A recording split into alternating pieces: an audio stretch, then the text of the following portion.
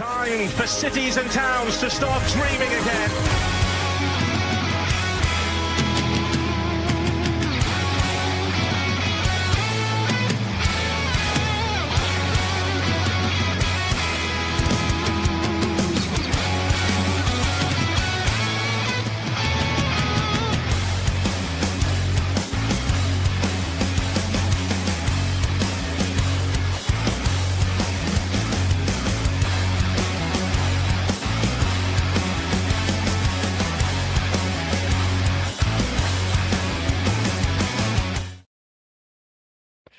Hello there, everyone. After a really good last season, we're looking forward to the new championship season here on the Banter and Boots podcast, formerly known as the Total Leave It All Football Podcast. We've got loads to discuss this season about this evening tonight with everything. Talk about the relegated clubs that's joining, fighting for promotion. Also, the teams that come up from League One. We'll look at our key players that we can watch as well, and our transfer signings. And then we're going to do our predictions as well too. And joining us, I'm going to kill him for this one because I have to give a clap. Who joined on the same account where he's supposed to join his own account is good evening to Stefan. Stefan, you blooming idiot. Oh, Carl, everybody, how we doing? We're not too bad, unless all the issues we had with all our mic with the technical issues. It's good to be back, isn't it? Well, it is. Hopefully, there's not going to be no fuck ups as well, too. Yeah, exactly. Right. We got some return of our pundits as well. Say good evening to Michael and also to Annie. Good evening to you guys. How you doing? Hello there. I had to start with that. Come on. But I'm all right. Long time no see. I've missed doing these, so let's get back to another regularly talking about the championship. Can't wait. Yeah. Absolutely. Annie, good to see you. You've had a good summer break from uni? Yeah, somewhat. Been relaxing and chill, and nice break. Absolutely. Can I just say, Carl, apart from England not bringing it home again? Yeah. Oh, God. Well, actually, no, the bronze medal. Sorry, the bronze medals came home. There you go. That's something. Sorry, Stefan. Sorry, Stefan. Who did Scotland play in the round of 32? Yeah. All the round of 16, all the quarterfinals, all the semi-finals, all the third place playoff, all the final. Don't care. It just didn't come home. My mantra after that was APE. Well, do you know what? I've got some news for you because we got two other Scotsmen who have joined us as well. The only worst thing is I found out who might be the next Scotland manager, and it's someone that's still in the coaching staff who didn't lose his job. It's Stephen Naismith, I've been hearing. Stefan's gone very quiet all of a sudden. I wonder why. Shut him up now, yeah. Hang on, and it's not because Wrexham lost the streaming service derby last Sunday as well. Where's your voice, Stefan? Got him voice, and he lost it. It's going to be a long season. Oh, God.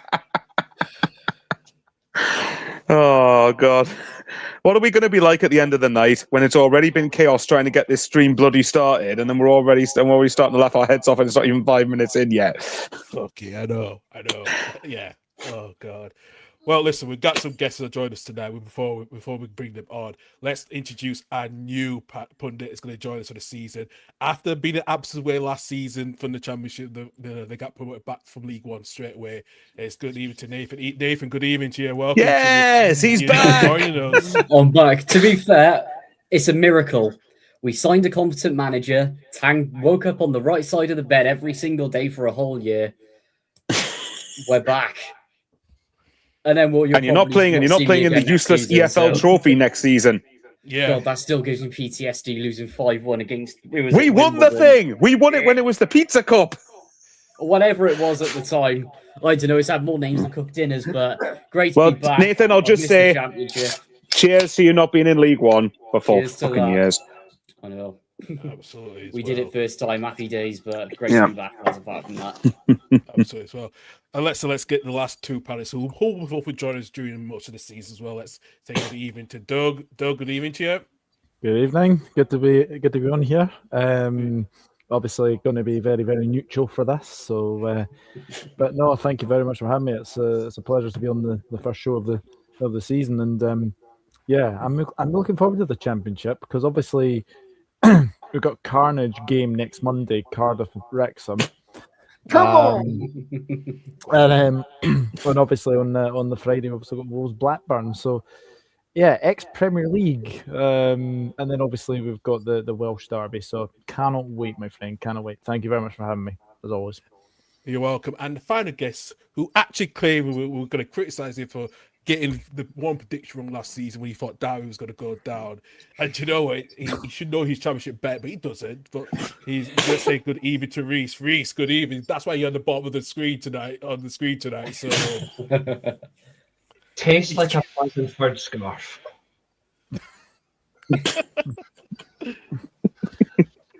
oh my god.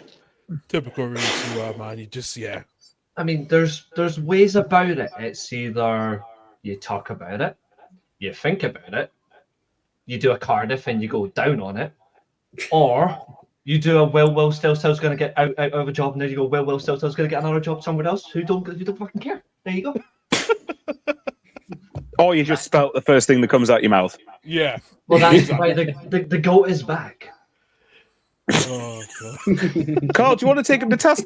Wild prediction that he got so very right last season that we've I'm allowed to. not rubbed in his face constantly already. Yeah. I'm allowed to get it wrong. I'm not a championship fan, therefore. Let me just. Well, why are you doing this then? Yeah, exactly.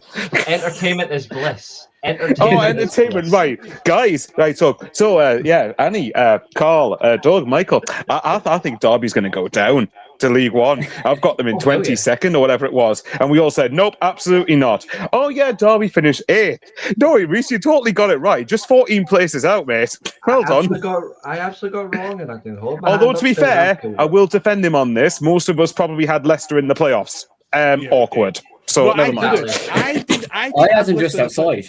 I did have Leicester in the playoffs, actually. I got them missing out last season. Yeah, but I bet he didn't have anywhere near 22nd though. No. Or 23rd, wherever they finished. Doesn't really matter. What about Hull? What about Preston? What about Millwall? I I can't imagine. Annie, I can't think which two people you're talking about there who put Hull and Preston to go down. That's awkward. Not me. Yeah, Not me. we both went for them to go down. I mean, we got Sheffield Wednesday right, but I don't think we deserve too much credit for that. I think that was pretty obvious. There was no way that was going to end. There was no way anyone was going to get that one wrong. You'd have to be insane. Exactly, indeed, as well. Well, we've got lots to discuss tonight, gentlemen, and like I said, I don't know how Cardiff is going to be tonight, but yeah. But before we do that, please, for everyone new to the show, please subscribe and hit the subscribe button on the Banter and Boots podcast as well, because we have changed our name. We've decided to rebrand it as well. We're still the same pundits. We still do the same shows as well, along with the Saturday show. We also have the SPFL roundup as well. And also this season we'll do the European roundup of all the European leagues across La Liga, Bundesliga, Serie A, and League Earn as well too. So hit that subscribe button across all of our channels as well. If you do miss this will be on the podcast platform services straight after the show as well too. So hit that like and subscribe button and get up for more upcoming content as well. So, gentlemen, we've had a long summer, especially after the World Cup. We are close to a new season in the Championship. Yeah, so let's So let's move on with that. Yes, I know, Annie. I know. Less about it, better. I know. But let's start talking about the teams that dropped down for the Premier League: West Ham, Wolves, and Burnley. And this is the ultimate question: can any of those teams bounce straight back up the first time? Just one. Let's start off with West Ham. And does anyone want to go first? I think it is just West Ham, for being honest. I don't think Wolves or Burnley are good enough. Weirdly, though, go on. Bear in mind, every time West Ham have been in the Championship, their only route back up was the playoffs. Fair point. They've never won the Championship outright, but could this be their season under Nuno? You just never know. I mean, they've got the best squad. They've got the best squad for me. I think when you look at the way that they've, recruited this summer so far, obviously they're making another signing in the manner Solomon. I think he's going to be signing. Obviously they've got Veltman, I think, coming in the door as well. Yeah. They've still kept Jared Bowen. There's still the Thomas Soucek. Honestly, this West Ham side should not be in the Championship. No. It's almost a cheat code almost. So, but they did deserve to go down. I think the fact that they've got Nuno still manager as well, for me, they have to be the favourites, and rightly so, because I think, they've still got Tati Castellanos, who I thought was really good in the Premier League. What's he going to be like in the Championship? Yeah. Well, you say that, but there's still a month left, or just under a month left of the transfer window, so anything could still happen. These big names, apart from Bowen, could go. The thing I will say though about West Ham is at the end when they got relegated last season, I think they had to raise 160, 170 million to meet something like that. Yeah, 100. I think it was 150 they had to make. Yeah. I mean, considering they flogged Mateus Fernandes for just under 100 million, Somerville getting that much money out of Saudi as well, phenomenal. Pots for just below 10 million. It was 10 million roughly. So they've already raised that 150 million from them three alone, probably. Doing and they've got players and keeping what they got is absolutely outrageous. Keeping mad, absolutely mad. And let's be real, lads. I mean, Michael obviously won't like the fact to have to bring this up, but even he'll agree. They actually have somebody who knows what they're doing in terms of owning a football club as well. Like Amanda Staveley coming in is a big thing for West Ham. No, I agree with you. That was the biggest thing, because we thought Daniel Krinsky was going to buy the shares, and then coming Amanda Staveley, that's going to be complicated because I think he has the option. He has the option to reject in the ownership. That's the confusing thing about it, because I think Kretinsky's got a deal with David Sullivan, who's obviously no longer sort of involved in the running of the club. He was at the game yesterday, though. I think if Kretinsky goes over 50% of his shares, he automatically buys sort of more of, I think it's Sullivan's shares as well. So he's in a really tricky position, Gianni Kretinsky. But yeah, this is probably not helping West Ham, because this is just delaying their transfer business, and on the pitch, that's just not helpful at all, because they don't know who the majority owner is going to be. They've only made one signing, which is from Campbell Lampard, Madrid for £1 million from WT LaGuardia in Colombia. So he was there last season, wasn't he? Yeah, he was. So it's a bit of a woe with that one. They've only made one big sign, which is your Veltman from Brighton. So it's a bit of a worry. I did see a suggestion that they were in talks with Axel Diassi, who was there last season. Now, is that fanciful? Is he really going to want to drop the Championship? But what I would say is, if he does drop the Championship, that is an incredible piece of business. And obviously Solomon coming in from Tottenham, Carl will know more than most of us about him. But I've actually wrote down in some of my notes, and just to the spoilers here, I've only literally written down my top 8, 9, and my bottom 3, because wasn't enough time for me to go through every single position. But I'm looking at West Ham's squad, even with those that they've lost. So I'll just read out some of the names.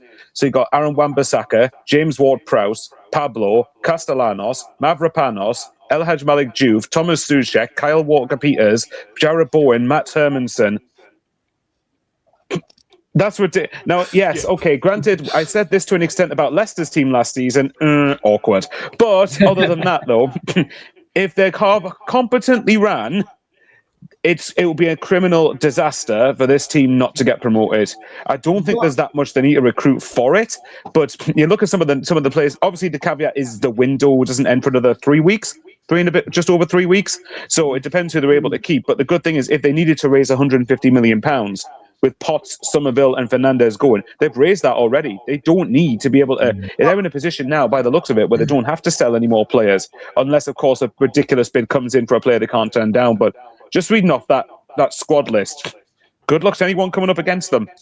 But let's be honest, Michael. West Ham had a lot better run than Leicester City were last season. Let's be honest, they were kind of running to the ground from the inside. And I think Nuno still being there is a massive thing as well. Yeah. And bear in mind, West Ham weren't bad towards the back end of last season. They were 13th, I think, when just in 2026 alone. So they won't. It's that horrendous start that cost them, isn't it? Yeah, they didn't go down.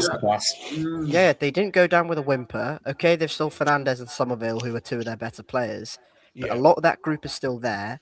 they're just gonna go again. I don't think they're gonna add like 10 new players into that squad. I think it's gonna be little by little. It's gonna add it's so gradual. Keeping Nuno there is, I think, massive. Obviously, Jared Bowen staying is just like a cheat code automatically. That's ridiculous. It's probably going to get you 20 goals, 20 assists like that. That guy's just should not be in this division. The continuity is a massive thing, though, isn't it? Yeah. Agreed. Yeah, the continuity is there, and that's why they're already automatically above a Wolves and a Burnley who've had to change manager. And plus, Nuno knows the Championship because in his first season in the Championship with Wolves, he only went and got them promoted and won the bloody league. So Nuno knows the Championship. That's true. The only thing that I'm really worried about West Ham is the only team I can think of, like massive club, going straight back up and sort of walking the lead was Newcastle. But when they come down, it's going to be everyone's cup final. Yeah. Everyone's going to think, right, London Stadium, this is our Wembley. This is us basically playing equivalent of Barcelona. We're going to go boss it. We've seen it many times before with Villa coming down. Leeds, we've had it before as well. Us going down to League One, you guys, Sunderland, both Championship and League One, no offence, Michael. It's everyone's cup final. They go there to win and just put everything behind it. I think a lot of that's going to happen to West Ham this season, and a lot of banana skins are going to come up for them. That's my concern. The best teams will find a way to deal with that, though, won't they? Yeah. I'm going to make a bold prediction. So if you are a West Ham watching this, I'm not apologising. Even if West Ham win the Championship and they don't win it by, say, 103 points, it's a failure. Yeah. Like for me, they don't finish 103 points ahead of the team in second. That's mathematically impossible. No, what I mean is if they don't finish on 103 and above, it's a failure. As long as they get promoted, I don't think they give a shit, frankly. Exactly. I was going to say they will not care as long as they go up. Yeah, true. exactly. The purist in me, based on the squad they have, if they don't do it, fuck them. Well, hold on a second, Bill. If you look at the season before that, when Leeds and Burnley went up with 100 points, and like I said, Burnley with being Burnley because they had the best, team that least conceded goals. Best defense, yeah. Best defense. Yeah. But the problem was that Leeds was a lot more attacking, and that got the job done to get over the 100 points barrier. And so in a way, I don't think West Ham will care enough as long as they finish at the top of the table. That's all they care about. If they finish in the playoffs, that could be chaos like what happened last time when they got relegated, when they were under Big Sam at the time. So, but here's a question for Carl then. Right, if that season, instead of winning the league, say you got promoted and finished second, even though I would say you had the best all-round squad in the Championship that year, 24-25, would it have been viewed as a failure, or is it still got promoted, job was done? The latter, the job was done. So, yeah. Got the job done. That was it. So, out of interest, as a follow up, then, which team do you think? Actually, for everyone, which team do you think was better, Leeds 24-25, or as of right now, West Ham 26-27? At least on paper. West Ham. Well, Leeds didn't come down with. Well, they did come down with Somerville, but not Fernandez, Souček, Mavropanos, Wan-Bissaka, Ward-Prowse, Bowen. So probably West Ham. It has to be West Ham from the entire quality basis. Yeah, really. I would say. So is this squad then? Sorry to interrupt, Reece. Is this the best squad on paper that's been in the Championship then? No. At the very least, for a very long time. I think it's the best since Newcastle 15-16. It's right up there. Probably, yeah. It's right up there. It's right up there. Yeah. But in terms of quality-wise, yeah, I don't. You couldn't not say that. But in terms of pedigree, no one touched it really. Yeah. The only teams I can think of that can compare to this are Leeds, Leicester, and Southampton in 23-24. And even none of them, I think, have the squad this lot do. Are you talking purely? Actually, maybe Leicester did. I don't know. Is your question purely based on teams that were relegated or are already in the Championship, though? No, teams that went down from the Premier League, so teams that are relegated. What about? Actually, you know what? I would have said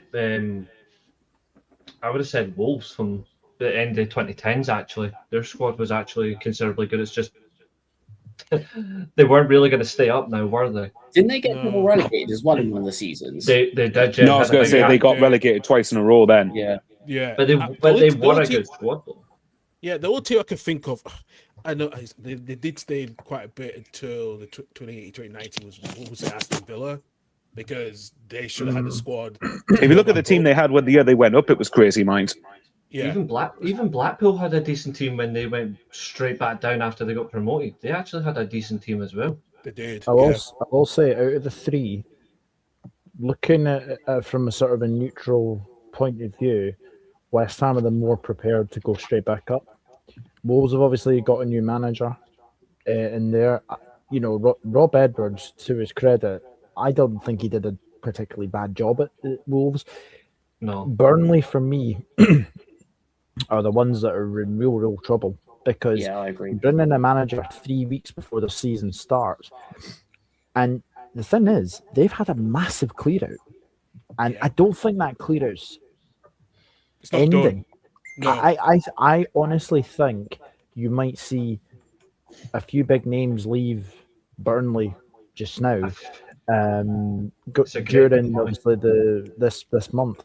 I honestly think Burnley are, out of the three, the least prepared to potentially go straight back up. I think West Ham and Wolves, for me, all right, Wolves have obviously got a new manager, but they've still got Jimenez, they've got Andre.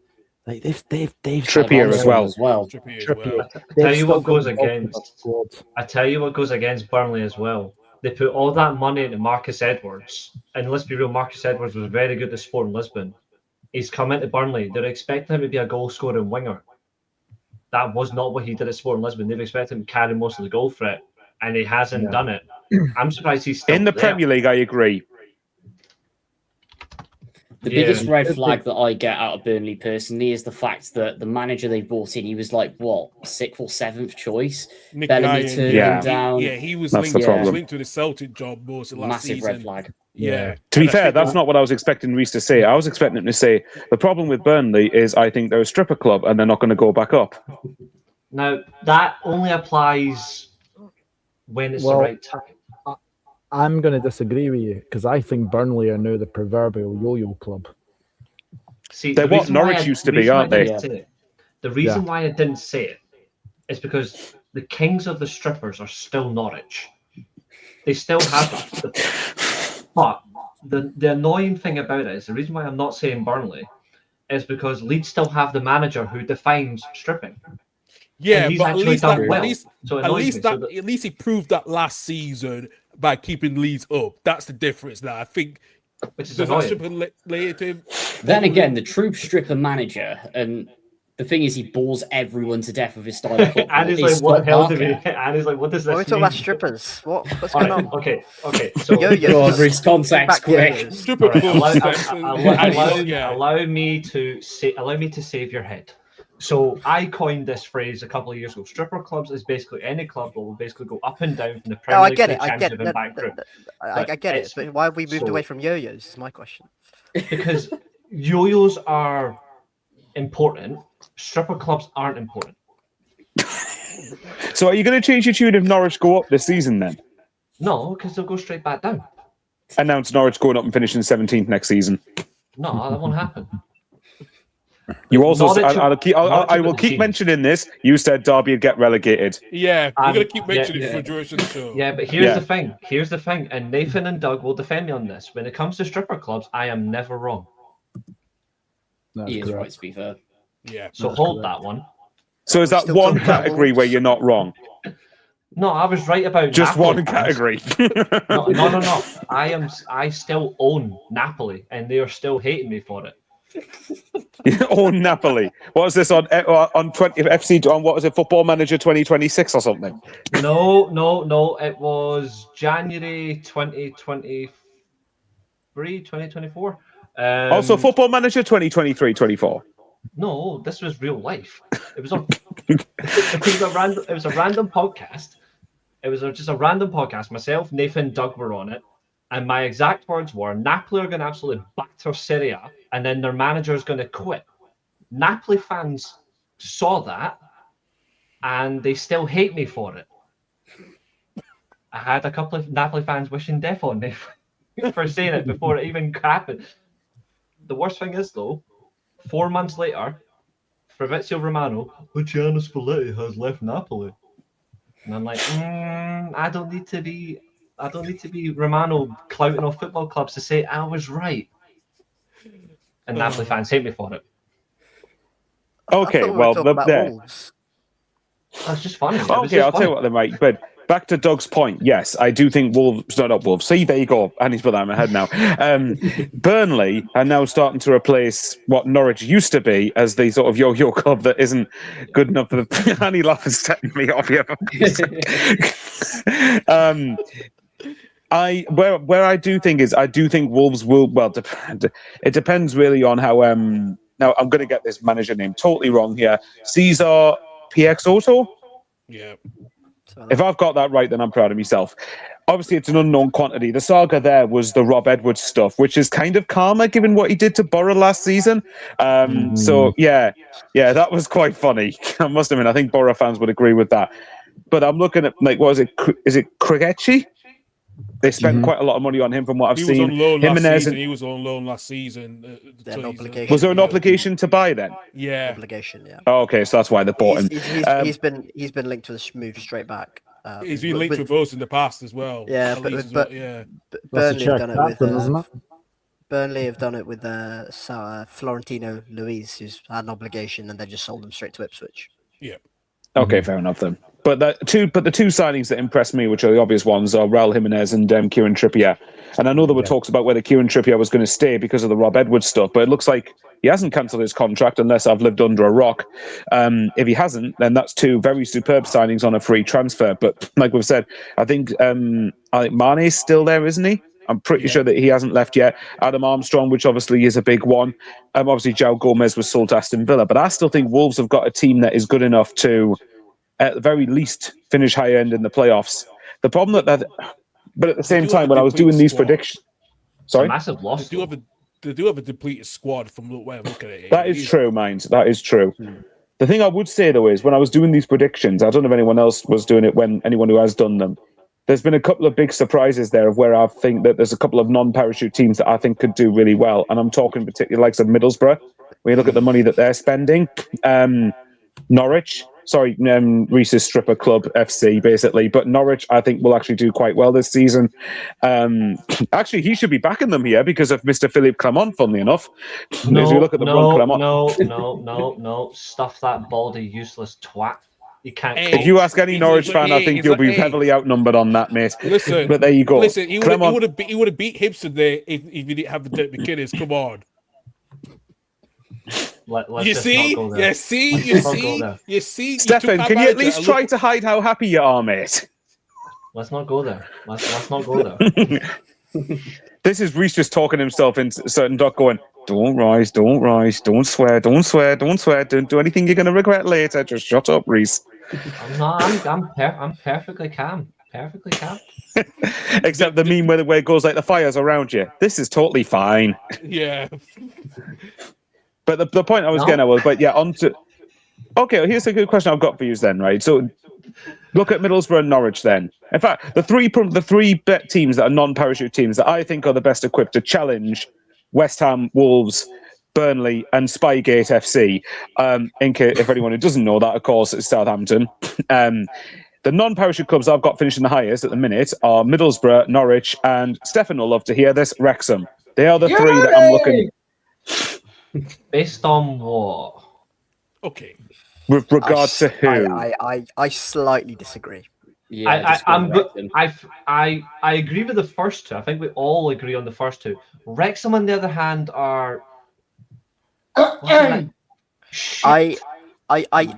think with Wrexham, if we're moving the conversation onto them, is there's a lot of traffic ahead of them.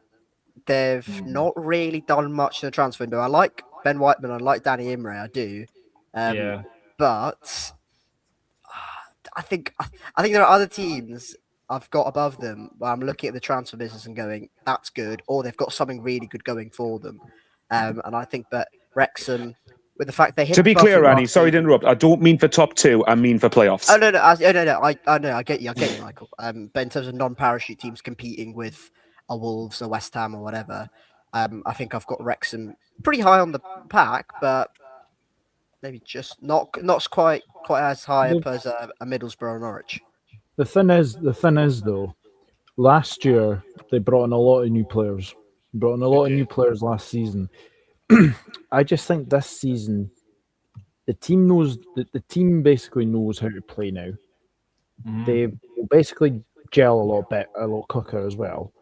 And I just think they are very, very prepared to, finally get on those players. They only missed out by goal difference basically last season. Yeah. My only concern is, and it continues to be with Wrexham, Phil Parkinson. Correct. That's the one thing that does concern me. I have a feeling if it goes wrong this season, I think Wrexham make a change. Because I think those owners are definitely what the Premier League. I'd go one step ahead of that. I reckon they'll sack him this season. I have a different opinion. I don't think they will. I think they're such a loyal. The reason why I don't is I think Wrexham don't want to be that. I think they're too much on loyalty. I don't think they want to be that type of. Because it's part of that brand, isn't it? It's that brand. They want to be. They want it to be in unity and stand by each other and all that. And I just don't think. I think the only way he loses Fox. Reese, I get that totally, pal. But I did say last season if things went belly up, it was time for a change. And at which club though? Wrexham. No Hibs. No. Although I'm only kidding. Although there still could be time for a change, but that's for a different show. But Wrexham are a question. I agree with Nathan and Doug that if things go belly up this season, and yes, you can count it as pre-season, the first round of the EFL Cup, whatever. Both teams looked as rusty as each other, and it was just a totally freaky Will Lancashire goal that got Middlesbrough the win. But he's a good player.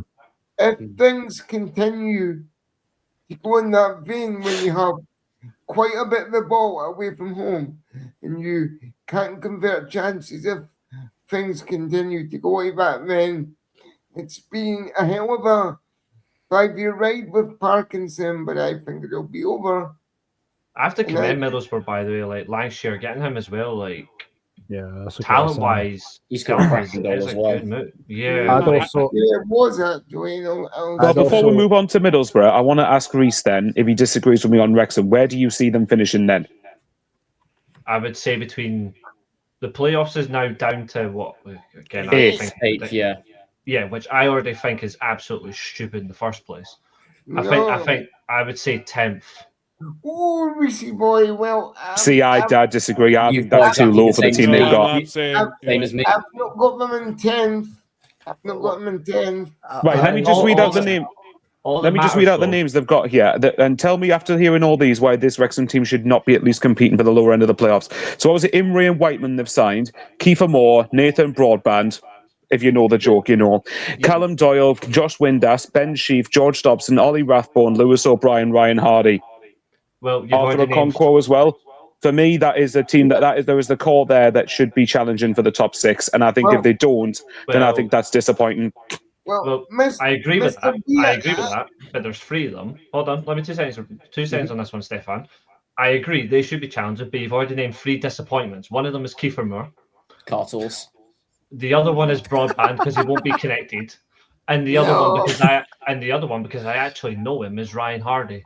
I actually know him, and he's a cunt. Out of those 3 you mentioned, Reese, let's be honest, who scored last season? Kiefer Moore scored goals. Broadband scored goals.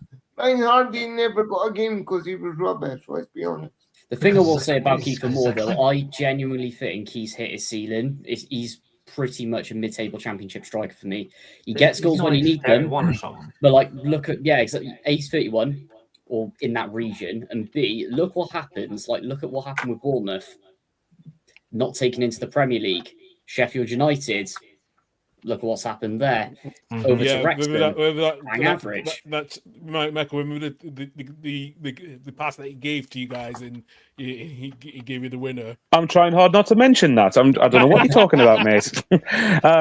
No, but I would say if you look at his record last season, from what I can see, is 11 goals in 39 games. I don't think that's shit by any stretch of the imagination. That is better than 1 goal in every 4 games. Funny that. And by the way, and if you want to look at an individual game, he scored a hat-trick against the runaway championship winners in the end. I think I disagree. I think Kiefer Moore's still got enough about him at championship level myself. I think the problem is what you've just said, though. Like, that key statistic is really important. 1 goal in every 4 games. Yeah. The amount of games you have to win the championship, that needs to be 1 and 2. Like, it's not going to happen, but he needs to be a 1 and 2 striker if they actually want to. Not necessarily. Not necessarily. There's not always a lot of 20-plus goal strikers these days. No, bearing in mind as well, he scored over 20 for us when our team was absolutely diabolical. Oh, I agree. But the reason why I'm saying he needs to be that is because I look at Wrexham in general, they are going to be so reliant on defensive numbers to an extent. They're going to have somebody who will score a shitload of goals. He will have to be 20-25. Shout out to Paul Heckenbottom, by the way, for calling out Whiteman. Basically Preston's captain for basically I gotta hear this. eyeing up a move. I thought that was fantastic because you shouldn't do that. You should not do that. If you are baying for the move, you are the Preston captain. You are baying for the move.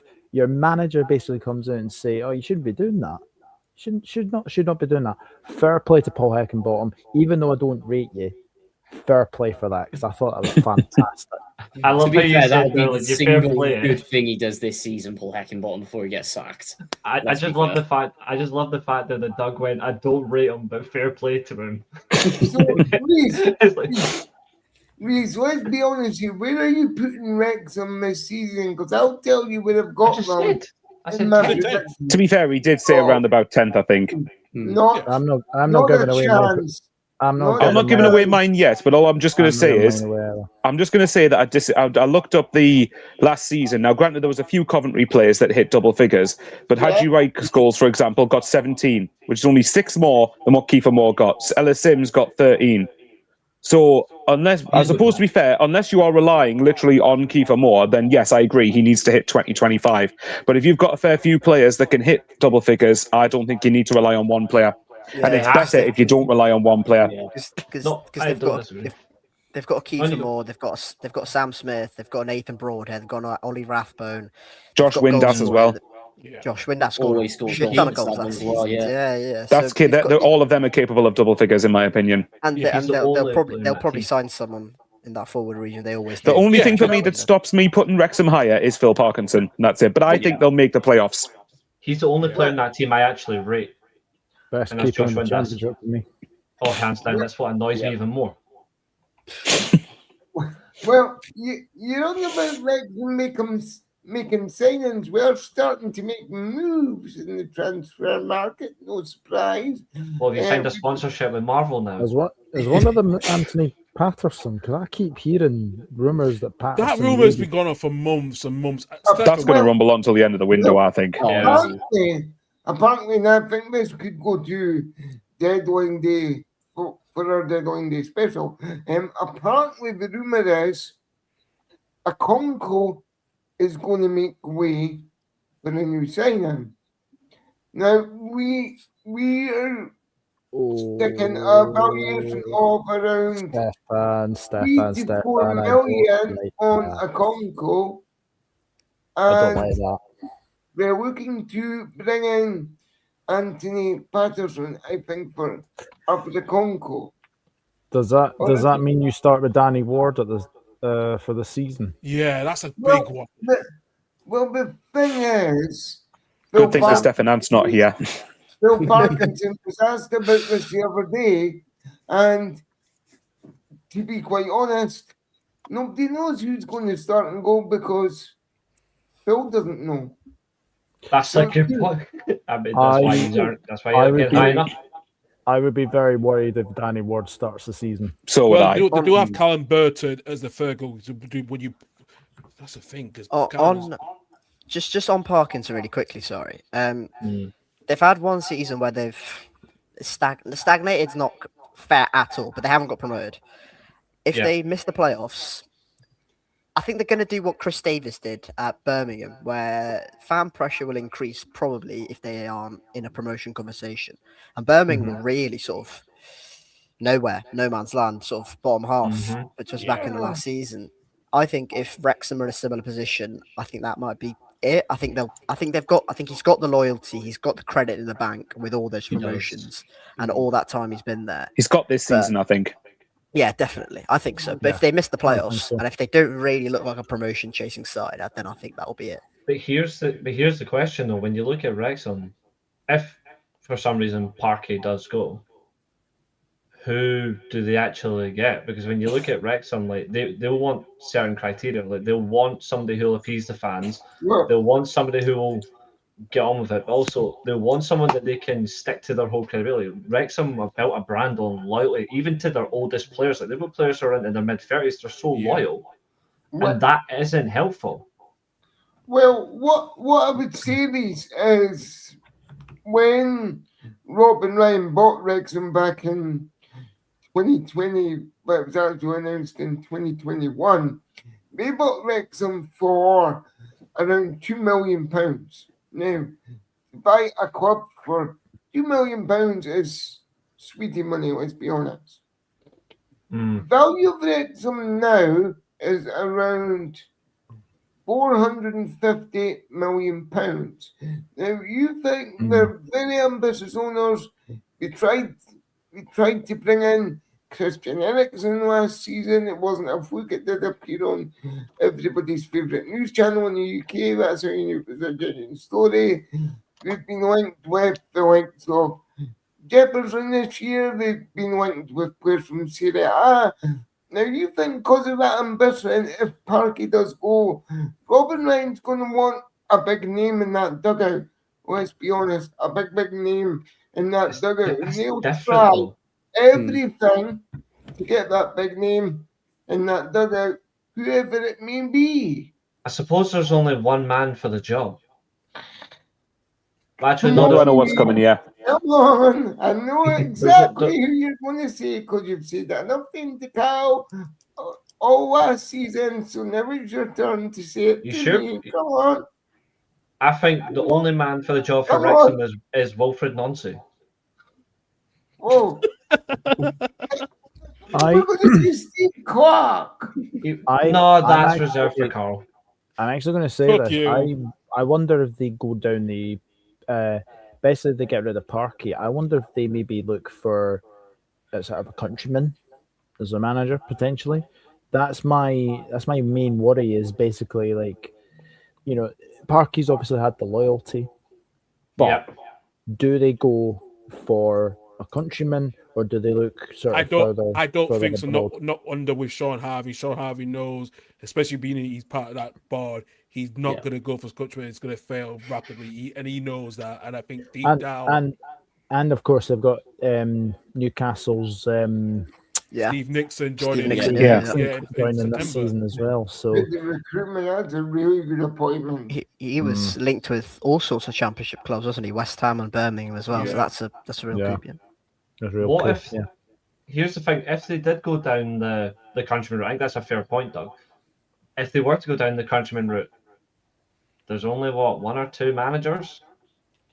Like one of them is already their national team coach, which will send Nathan over the edge anyway. He won't go to Wrexham. No way. If he turns down Burnley, he won't go to Wrexham.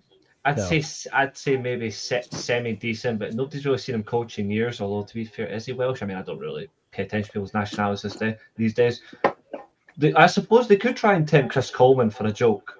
Steve Cooper? No. I don't think he'd go because he's already turned us down. Cooper or Coleman?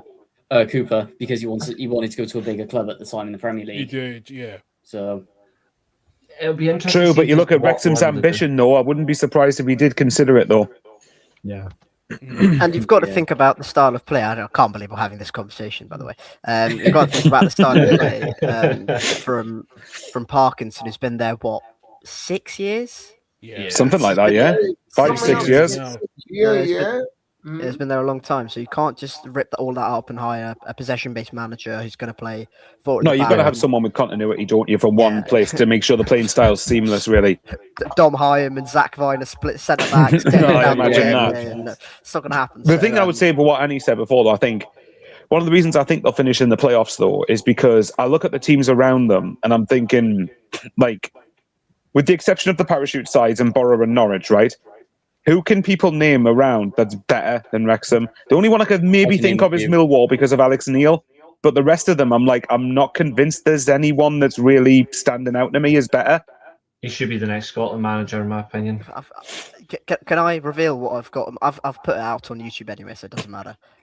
Okay, go on then. Reveal it for the second time then. I've got Birmingham above them, and I've got Derby above them, and I just think This ain't going to end well. And with Derby, I think it's John Eustace. Yeah. Great manager, unbelievable manager. And Their Birmingham. front line is nuts as well, Derby, to be fair. I mean, Schmodix. It's ridiculous. Yes, Like, how do you have so many something. powerful strikers? It's crazy with them. And getting Bobby Clark for £6 million for Sobers, Yeah. that's a good deal. Because Carlton Morris still there as well. But Bobby Clark just adds an extra layer of something Quality. different. He can play 6, he can play 8, he can play 10, he can play on the right, he can play on the left, he can He play doesn't literally. ghost.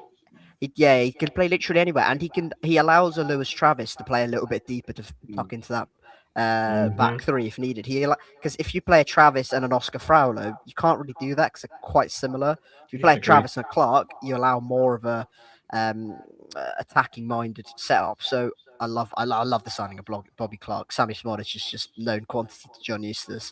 They're probably going to sign another striker with Aguimang's injury and whatnot.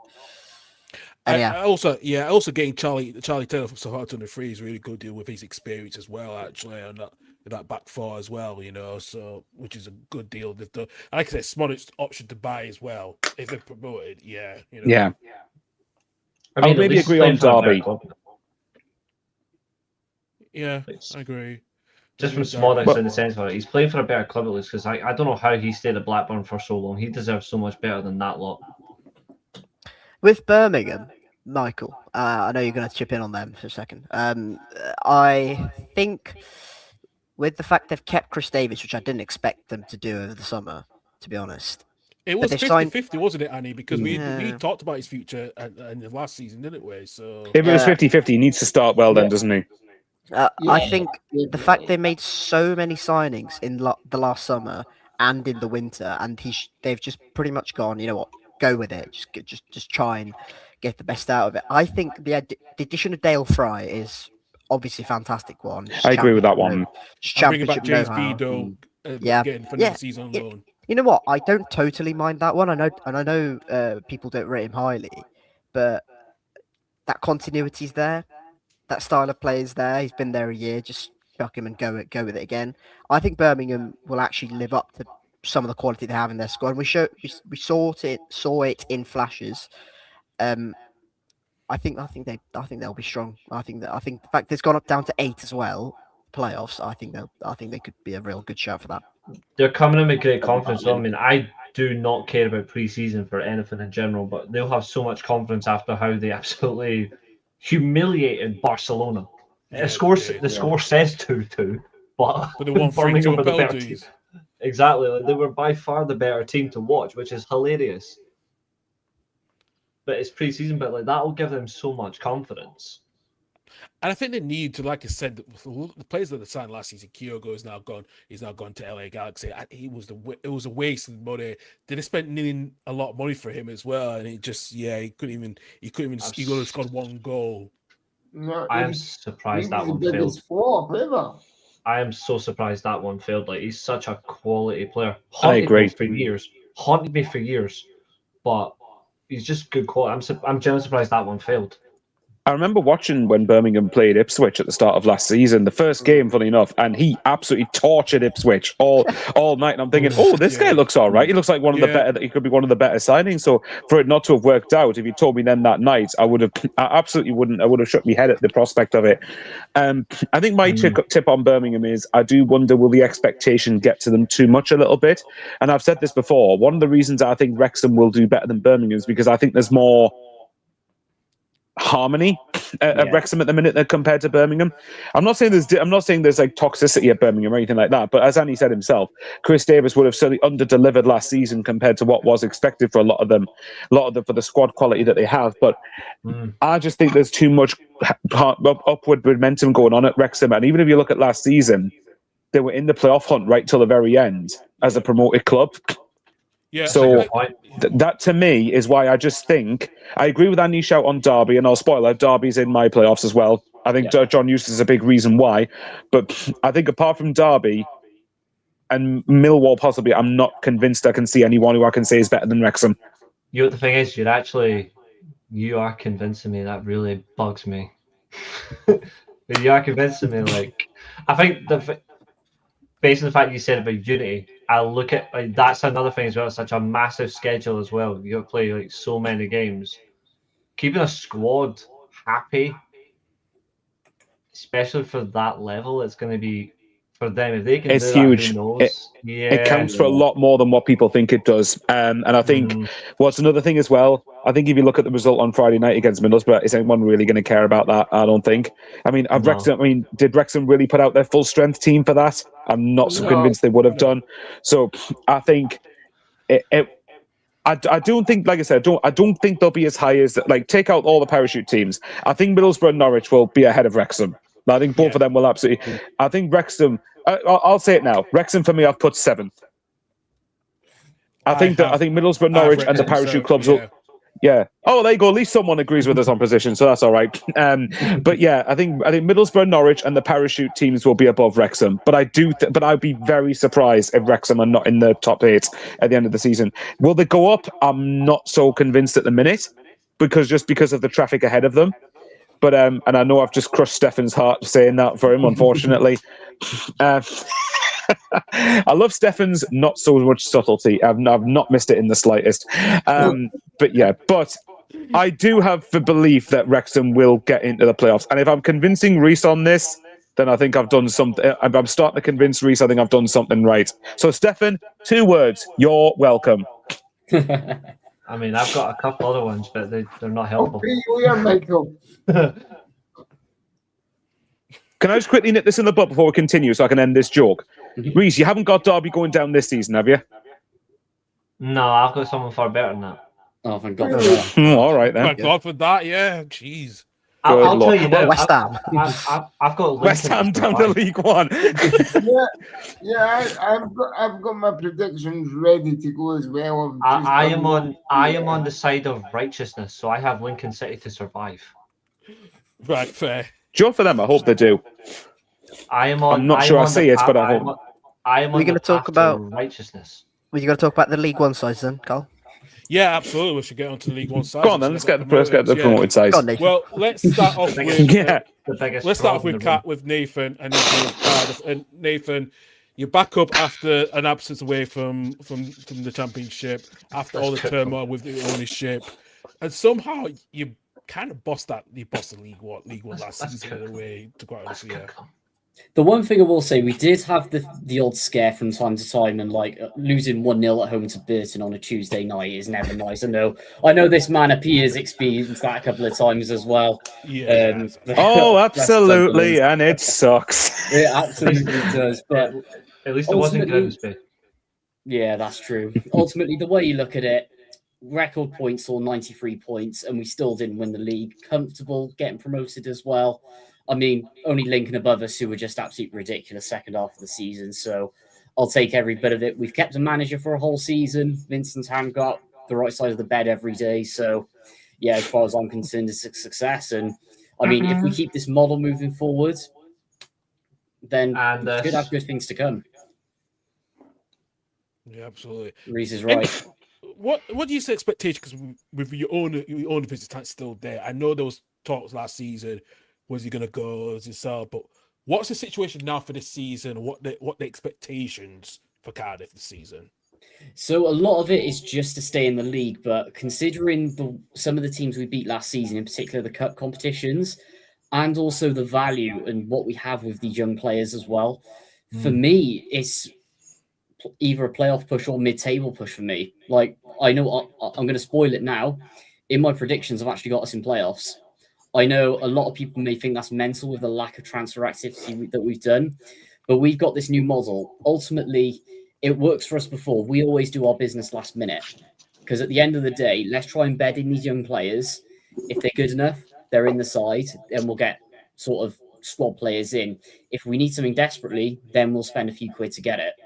All of this, the transfer policy's completely changed, so we're no longer wasting money on stupidity like Gary Medine and any just like Rocco Simic, where he's now playing in the under-21s, which, not even joking, we're driving to the game. They had the under-21s on the athletics pitch. You had Rocco Simic and also Keon Atete there, valued at 4 million each. That's insane, that though, because I'm pretty sure that when you got him, we were linked with him at the time when we just sold Jack Clark, and I can't quite believe that. Can't quite believe how that's happened. But at the end Well, of that's the an day, 88. Do you mind if I ask you something then? Do you reckon that you guys will wait to the end of the window to do your business? Because this is when, and I hate using this phrase here, but it is a food chain thing. Yeah. It's when the Premier League clubs have got their squad sorted that the squad players for Prem clubs that will suddenly become available can transform Championship sides. Is that the calibre of player you could see Cardiff going for at the end of the window? I mean, we did it last season. So first game of the year, we had, who was it? Matt Turner, never had played a professional game in his life. Dylan Lawler, 1 appearance. And just loads of these youngsters coming through. Joel Colwell, who's never played in the Championship. He's only ever played in League 1 and 2. Jeez. Did that in the Preston game, turned him over 2-1, and we were the better team for the whole of it. We bring Nathan Trott in, who was in the Champions League the season prior. Now we signed him for $1 million. We also got Amari Kellyman on loan from Chelsea. He was one of the best players for us last season as well. So I think the same is going to happen. I mean, we were chasing Hetro Dahl. I think the max we put in was 8 million. He ended up into 10 million to Hull. Priced at Rangers very quick as well, which I can tell you exactly how much you put in because I'm sick of the fraudulence as your football club. So I can tell you exactly what your final offer was. Your final offer was 8.3 million. Which, if you told me that 2 seasons ago under Vincent Tan and put us in managed decline, I'd think you're clinically insane. Even though I've been right about your club's finances for how many years? Forever, mate. Ever since I've known you. Nathan, all you've got to do is look at Reese's background and say, this is the way, though. Exactly. But I mean, to be fair, I can see 4 signings coming in for Cardiff by the end of the window. I can see 4 coming in. Yeah, that's what I feel as well, to be honest. Can I ask Nathan a question quickly? Nathan, do you think this is because I compare you guys to Bolton, and I think Bolton are basically just going to rep up their squad and start again. Yeah. But whereas I think Cardiff are just going to go with, you mentioned a Lawler, a Colwell, a Nathan Trott, and just go with that. And instead of signing 5 or 6 players for a few million each, you sign 2 or 3 for 4, 5, 6 million each. Because realistically, that's all we need. I know Lawler's out injured at the moment, but he's been linked with Bayern Munich, West Ham. So a lot of these players, there's a lot of value weighing behind them. And for me, they're just going to get better and better. Bearing in mind, Swindon the other day, we had a 15-year-old on the bench. We just sold Axel Donkcho for just under $1 million with loads of add-ons to Arsenal, 16 years old. You got Tankovic coming through, 16. I sound like Will from the In-Betweeners. Paul Moreno, 16, getting into the first team. I mean, the academy's just like a conveyor belt at the moment. And if we can get that winger in, if we can get used to Alex scoring, I think he'll probably get 15 goals. I know I sound overconfident, but ultimately, we're in a good position at the minute. I can just hear Cardiff at the end of the transfer window. For the sake of it. I can just hear Cardiff fans at the end of the transfer window completed, mate. To be honest, that's what it's going to be. I don't like saying it, but I really like Cardiff this season. I think they're proper. I think the playoffs might be a bit far, but I'm not completely disregarding it, which I don't like me saying. I think he's just lacking. It's not totally unheard of that a team comes up and gets in the playoffs in their first year back, is it? No, unlike Buddy Ipswich, Michael, for example. Ipswich was it was the main example I was thinking of. Totally not referring to us at all. Even Norwich and Southampton, they were ridiculous ones as well. I remember. Both finished second in the league, straight up. I think for you guys, though, I actually don't think that's over the top prediction. Actually, I've got Cardiff. I can say comfortably. I don't care. I've got Cardiff finishing 6th in the Championship. I actually think Cardiff will surprise people. I think the only thing for you is these are lacking maybe another two defenders of experience, like an additional experience. I would say maybe an arm midfielder and then a striker. But apart from that, I think these are fine. Yeah, I think the most priority for us is get that experienced winger in. I know we got Kean Ashford, who's playing in the middle at the moment, covering Cole, who's injured, but Gassama's available. You can have him. Exactly. But I mean, as long as we get a number 6, that's the most important for me, because we've got a lot of attacking-minded midfielders. Like we've released Ryan Winsell, which that's a statement of intent because he was player of the season last year. And now he's back at MK Dons, which is a coup in itself. But if we get that number 6 in, get that winger in, and get a cover left back, I think we're set, to be honest. Is it a fair assumption, do you think, for us guys to make that we think that Cardiff will be the best of the promoted clubs? Probably by some way. Yeah. I think so. Yeah. Absolutely. So I do agree with that as well. And I was going to looking at the other teams now. And I'm going to leave Lincoln last, actually, and speak about Bolton. Doug Reese, they've made 2 signings from Scotland with David Watson and Ben Davis coming in from both Achille and Rangers.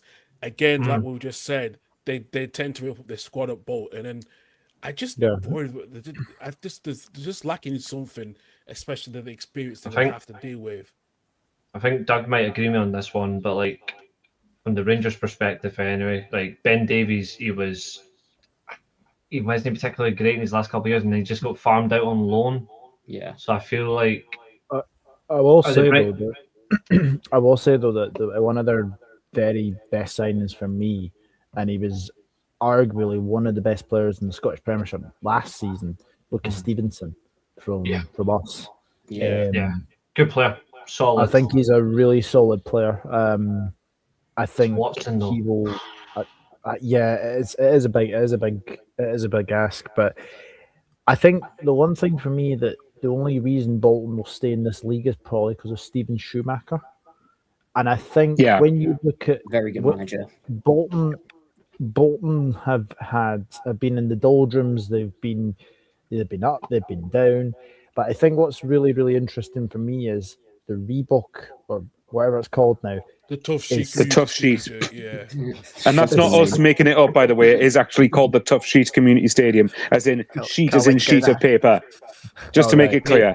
I mean, I respect that. Like in terms of stadium, of course you do. I think that the manager will get them through, and also the fans will get them through, because I don't think going to the Reebok is going to be a very easy place to go to this season. Have you seen their first game, Doug? Preston at home. I think with Bolton, pretty much straight after the playoff final, Steven Schumacher was already talking about needing a lot of signings in the summer to go and improve the squad, and I don't think he was being unreasonable either. Bolton have done a little bit, but they probably still need 5, maybe even 6 more signings to fully pep that squad up. I like some of the signings they've made so far. Akin Famwo is a good signing. That guy is a left-footed centre back, can play left back as well, so he can fill in a couple of positions. Championship ready as well. So I don't mind the business so far. They need more though. It needs to be high volume, because they let go of a lot of experienced players. George Johnston was their captain last season, wasn't he? Yeah. So they need more, Bolton, if they're to bring a chance. But I agree with what I think it's Doug who said about Steven Schumacher. If Bolton are going to stay up, Steven Schumacher is going to be the mastermind behind it, because I agree with that. He had Plymouth in such good position when he left for Stoke. Then he had the Stoke curse, and then tactically did his way through the playoffs. That Bradford second leg was outstanding. So it'll be Steven Schumacher who will be the big reason if Bolton stay up. Can I add something to that though? Sorry, Annie, I'll just add as well that when he left Stoke, a number of their fans were disappointed about him leaving, by the way. Yeah, I remember seeing a reaction. The reaction from Stoke fans, which, considering the dross they've put up with, I think says quite a bit that Steven Schumacher was actually doing better than what was probably expected. So I think for Bolton to get him in League One was a coup, and I agree with you. I think if they stay up, it's going to be he'll be a huge reason. Anyone want to guess who Stoke replaced Steven Schumacher with? Anyone remember his name? Oh, I remember, but he was terrible. I'm trying to remember what it was. Oh God, yeah. Narcis Pelach. Oh yeah. Do you know what? Wasn't his last game when they lost at home to Leeds just after Christmas? I'm pretty sure it was. He lasted was. until I think the end of the year, and then they sacked him Yeah, Sounds about right. when they Yeah, were he's pretty much right, on the verge so- of getting relegated. yeah. I will say though, what impresses me about Bolton though, like the Watson signing really does impress me. Like in the middle of the park as well, he's a really good midfielder. That's an impressive sign. Like, I did not expect that as well. I don't know whether considering play. I don't know whether play Stevenson, but he was arguably like sort of a left wing back for Dundee United, and obviously But he has could family play think of as a it either, the left same he could role. play midfielder. right as well, so he could play either side and the defense midfielder as well, can't he? Mhm. 'Cause he did play a lot of games last season, which I totally remember over the He- last 2 years. He did. He is very, very solid, and Yeah. Yeah. I think a lot was said when he went to Dundee United from Liverpool that people were saying, "Oh, he won't get much game time." I think he got towards, I think it was about 102 games for Dundee United. Yeah, That he is did. not a bad loan spell, to say the very, Yeah. very least. Yeah, he's, I think Bolton have lost Jordi Asaitu too as well, so he was yeah. their starting right back. So I think he'll slot into that position. To be fair, with what I've seen of Osei Tutu in the years, that's probably an upgrade getting rid of him. To be fair, Especially he's signed- not He was championship. at Cardiff, wasn't he? So, They- He was, yeah. He's not championship quality for me. They've signed, and I'm going to get this name horribly wrong, Gaisca Larrazabal from Casapia in Portugal, who looks He's dreadful. quite highly. He's dreadful. He looks quite highly rated, so he might be their starting. Not right by back, Reece, but- clearly. Yeah, I watched him last season, and he is dreadful. well, I'm looking. The at one thing I would made- say for Bolton that does concern me, because I'm not, if I'm honest at the minute, I've got them going down. And the reason I didn't originally, but I'm looking at all the other teams around them and of who I think could be around them, and I'm not sure they're going to be having enough to be stronger than them. But the biggest court they have is Steven Schumacher. That's the only thing for me that is a concern. And have they got... What was it, Yanni? You said you feel they need another pretty much 5 or 6 good signings to be able to try and make this... Steven Schumacher said that, not me. Oh, Steven Schumacher. Okay, right. Yeah. But if that's the case, have they got the financial power to do that? Unless they're going to be all on loan.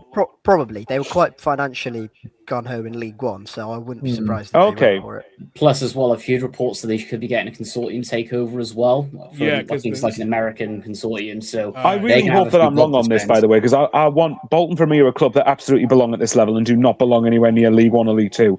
So I really want to see 100%. them become a mainstay at the minute. But Yeah. obviously, again, the next 3 weeks go some way to deciding it. The teams that when I was looking at the teams who I thought could pretty much be in and around them, I was thinking, could Charlton have second season syndrome? But with Nathan Jones, I'm not so sure it's going to happen.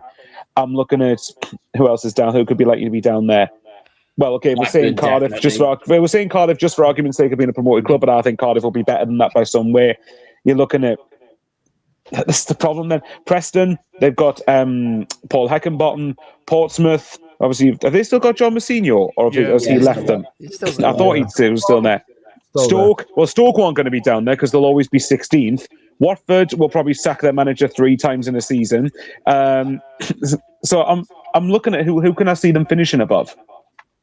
I find it harder to call the relegation. I find it harder to call the relegation slots this year than I did last year. Put it that way. I just think with the fact that they've obviously got Steven Schumacher and they've obviously got their fans behind them, I just think that 12th man at the Reebok. Sorry, I keep calling it a Reebok. No, it's fine. Go. It's for oldies' sake. What could help them, nostalgia. actually, on Doug's point, though, what could help them is the fact that they haven't been in the Championship for a good few years. And I think that will be a cauldron of noise because of that. Yeah. It's So I actually could play in mad. their favour. It's actually mad they've been away from the Premier League for about 9 years. That's crazy. It's been longer than that. It's been like 14 years. It was 2012 they got relegated from the Premier League. Yeah. Well, it was 2012, I thought. Yeah. Yeah, so 14 years they've been out of the Prem. 14 years, yeah. They're a club that probably are, old school Premier League. And It was good. Yeah. obviously it would be lovely to see them back at some point, but that's probably not going to happen in the slightest. But I think sorry, the way okay, that they're Yeah, I just think that the way they played last season, obviously, I watched that playoff final. They were excellent against Stockport. I think everyone kind of expected Stockport. Yeah, to they win. battered We them, all didn't they? did, yeah. We all expected Stockport, but bloody hell, Bolton, yeah. But fair play to Stephen Schumacher, and also I like the fact that he's a Scouser, so I will be willing them on. Shocking. Actually, on that point, Stephen Schumacher loved a Plymouth loan. Was that Ryan Lowe? I think Ryan Lowe might have loved the Liverpool or Everton loan. I think, Yeah. Stephen Schumacher, the location and the geography might work in his favour if you want to Everton Great youngster, deals Liverpool from youngster. it's like, yeah, it does actually. Good Yeah. location, yeah. Compared to Plymouth. Well, they got Lucas Stevens yeah. in Liverpool, so yeah. Yeah. The big concern I also have in their squad, is the goalkeeping department. Jack Bonham's experienced and having a good goalkeeper down near the bottom is so underrated. It is so Yeah, it's vitally massive. important. Yeah. And having Jack Bonham in there, who second fiddle at Stoke, kind of I'm not convinced. And they've got quite a few goalkeepers. I wouldn't be surprised if they just ran with it. And I'd be a bit concerned if that was their starting goalkeeper and Jack Bonham. So you're saying that's a great point, because this is another thing about clubs in that department. This is what really annoys about football. Every single football team now wants to play with ball out the back, and I'm like, can we just stop? It's so pathetic. And there's some clubs that don't suit it, and they're definitely not one of them. Like, I want them just to make effort of going long, being direct in the league, where use the effort and the physicality they've got, get the ball into the middle of the park. Like we see what we talk about the players have signed. Like David Watson's one of the best under pressure midfielders in Scotland. Yeah, And now they'll benefit really well with him under pressure with the ball. But if I genuinely see Bolton playing out from the back, I will have them finishing bottom of the league.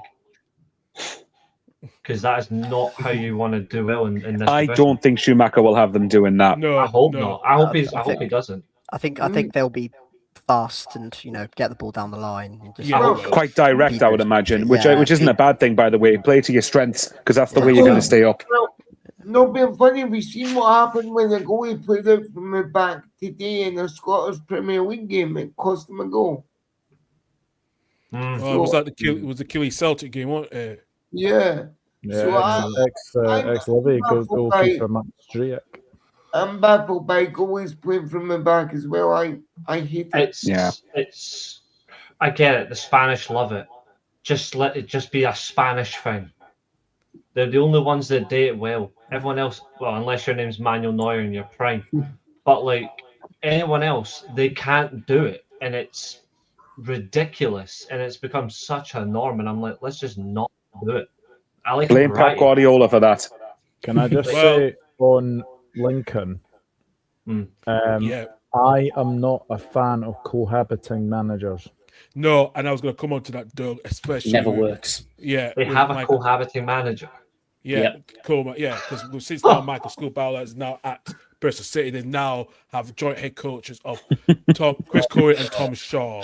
It's just. Who did they That's think fine, Annie. Just openly show how happy you are. Out of curiosity, who did they think they are? Like Liverpool from 99, 2000 with two managers. We saw how that went. We saw it at Hearts. We saw it at Hearts Hearts. did the same as well too. Yeah.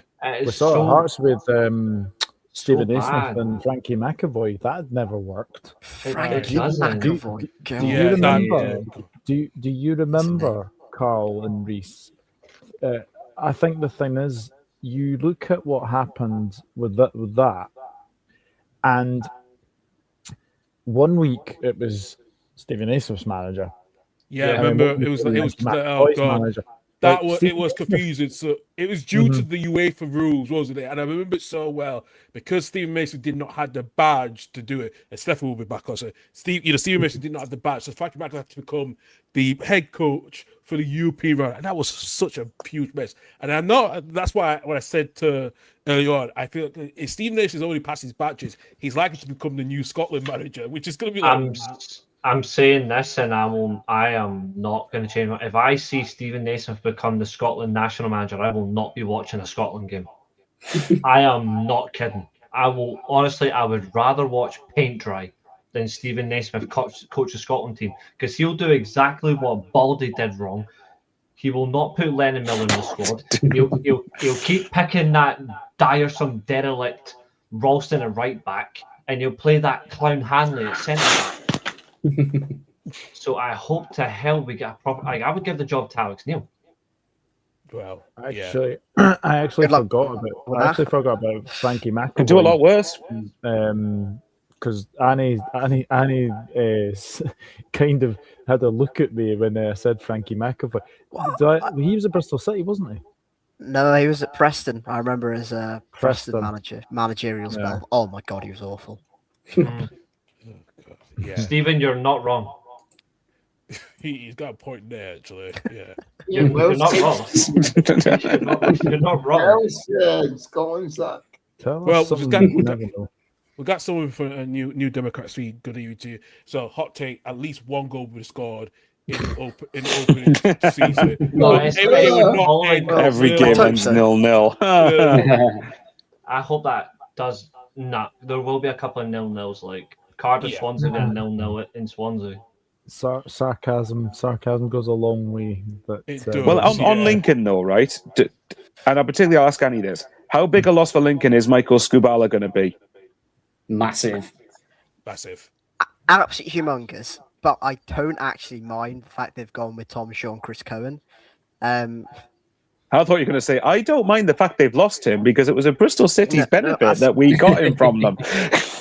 because it does at Lincoln, it does feel like more of a, rather than individuals, it does feel like more of a system thing. Yeah. And you can just sort of pluck individuals out. It's what a head coach role is supposed to be, isn't it? You can easily just like pluck someone into a structure that's there. But the thing is, Michael Skubala built all that up over a year. Well, how many years? 2.5 years. 2 years, yeah. So, 2.5 years, yeah. So, how hard is it to replace that charisma, that sort of that figurehead? Is obviously difficult. I think they've tried their best to neutralize it. I think losing Jack Moylan is absolutely massive. Yes. I know they've got a big smile on this, but he was just so pivotal. He just fit how that number 10 role that Lincoln play with. It's not a creative number 10 where he's going to get his foot on the ball and sort of spray passes about. It's a very effective, dynamic, athletic number 10 position, which Jack Moylan is pretty. That system was fitted around Jack Moylan. He just dropped in there perfectly. I'm sure Lincoln will try and find an effective replacement with the money they've got from Cardiff. But yeah, I think losing Michael Skubala was a big thing. Losing Moylan on top of that to a newly promoted League One side is just like, it's a boring pick to have them. It's a boring pick to have them in the relegation zone, but it's so so obvious that especially losing them a club that finished below them as well. Yeah. Like, that's even worse. Like that's even worse as well when you both get promoted and you're losing arguably your best player to the club who literally finished behind you. That's worse. Yeah. They will do well not to finish bottom. At the very least, I think they'll do well to stay up, unfortunately. Yeah. I think if you're losing out on a player to Cardiff, I think when they've come up with you, I think that's quite damning from them. But obviously, Cardiff have more financial power, don't they? What That's makes the problem. it worse, Moylan will be a squad player for us. He won't even be like the best in the team or like the standout player, which is absolutely mental to say when you've just taken, well, a rival's best player. Nuts.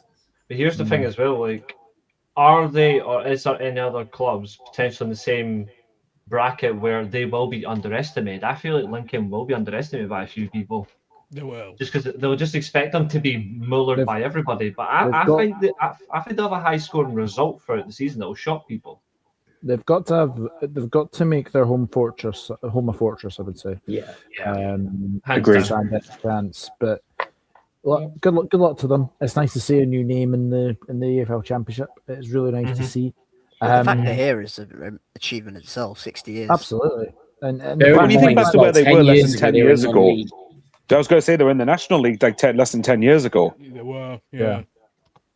So the fact that they won League One last season was a real success for them, and I think a lot of people saw what they could do. I think they went to Burnley and I think beat Burnley at Turf Moor in one of the cup competitions. So. Yep, they did. And that was when Burnley were in the Premier League as well, weren't they? Yeah. So I think the way that they'll do this league, they'll give it a go, and rightly so. But I'm just worried about this cohabiting manager situation because it never really worked. Has it kind of worked, Doug, when Lincoln did it under the Cowley brothers that season when they beat Burnley in that in that FA Cup and they got to Arsenal? They went on a stonking run under the Cowleys. Did Lincoln? Yeah, it did kind of work for them, but it was in the lower league. But in the Championship, that's a different kettle of fish. Yeah, my sure as well with the Cowleys. I think Danny was more of a 1 and 2. I think like Danny was seen more of as the head coach really, and Nicky did all the coaching and everything. So they need to let that down because, like I said, it's all well and good. You can do that in League 1 and League 2, where you will get away with it. You will get away with it to an extent. When you get to like second tier football, and your aspiration is to go to the top tier, which, to be fair, that will be every Lincoln fan's dream, is to make it to the Premier League. And maybe sometime down the line it might happen, but Reece, if they really want it, they have to be structurally organised. I think that's the dream of every fan of every Championship club. But when you look at the difference is Lincoln are the smallest club in the Championship. Respectfully to them, like they are by decree the smallest club. Yeah. That if they get promoted, that is a dream. If Wrexham were to get promoted, for example, that's just expected because these are just overwhelmingly cash flowed. Like it wouldn't surprise me if Wrexham were a Premier League club within 2-3 years if they actually just get on with it. But if Lincoln at any point in their history were to get promoted to the Premier League, that is a genuine success story for them. If Wrexham get promoted, I don't count that as a success story because they've been pumped in with all the Netflix money. Excuse me? Yeah, I'll say it again. If Wrexham get promoted, I will say it again. If Wrexham get promoted to the Premier League, it is not for me a success story because of all the Netflix money they've had pumped in from their owners. Oh no, Yep, no, I agree. no. Come on. No, I can back it. He's stirring the pot. Yep, stirring the pot. I'll tell you what, I'll join the pot stirring. I think that is absolute nonsense. Thank you. Myself, absolutely ridiculous. They get promoted. It is absolutely success story ahead of every club that's got parachute payments in this division. Well, at least we know. At least we know the Sunderland won the streaming derby a couple of days ago. I think. Thank you, Doug. Cheers. I mean, when Cardiff do beat Wrexham 3-0 next week, then we'll hear different conversations, of course. Right, moving away from the fact that Reece often comes up with outlandish takes that go nowhere. I think when it comes to Lincoln, the problem the one thing I do agree is I agree with Reece that Lincoln are probably by some way the smallest club in the division. I suppose the thing I would say is look at Bournemouth 10 years ago, but the difference is the financial landscape of football now is totally changed to what it was 10 years ago. The Premier League, as you all know, it's basically Moneyball repeatedly. So it is much harder now if a non-parachute club, unless you are run exceptionally well, to get yourselves promoted now. So I think. But with Lincoln, I think my concern with them is I think they've just lost too many key components of what got them into the Championship, and that's why I think they'll finish bottom myself. Yeah, that's a fair point. I'm just looking forward to predictions. I think this is going to be very interesting. Well, like I said to you, I've only got bottom 3 and top 8 sorted, but there you go. That's probably the main bit that people care about. Exactly. I just do everyone off the cuff. Absolutely. Well, quickly, go on. Sorry, no, I was going to say, quickly just to mention the other two teams. I did mention them earlier, and probably through me waffling, we'd got sidetracked. But can we quickly mention Middlesbrough and Norwich? Yes. Because we were going to mention them earlier, because I'm liking the look of the pair of them, big time. Particularly Borough.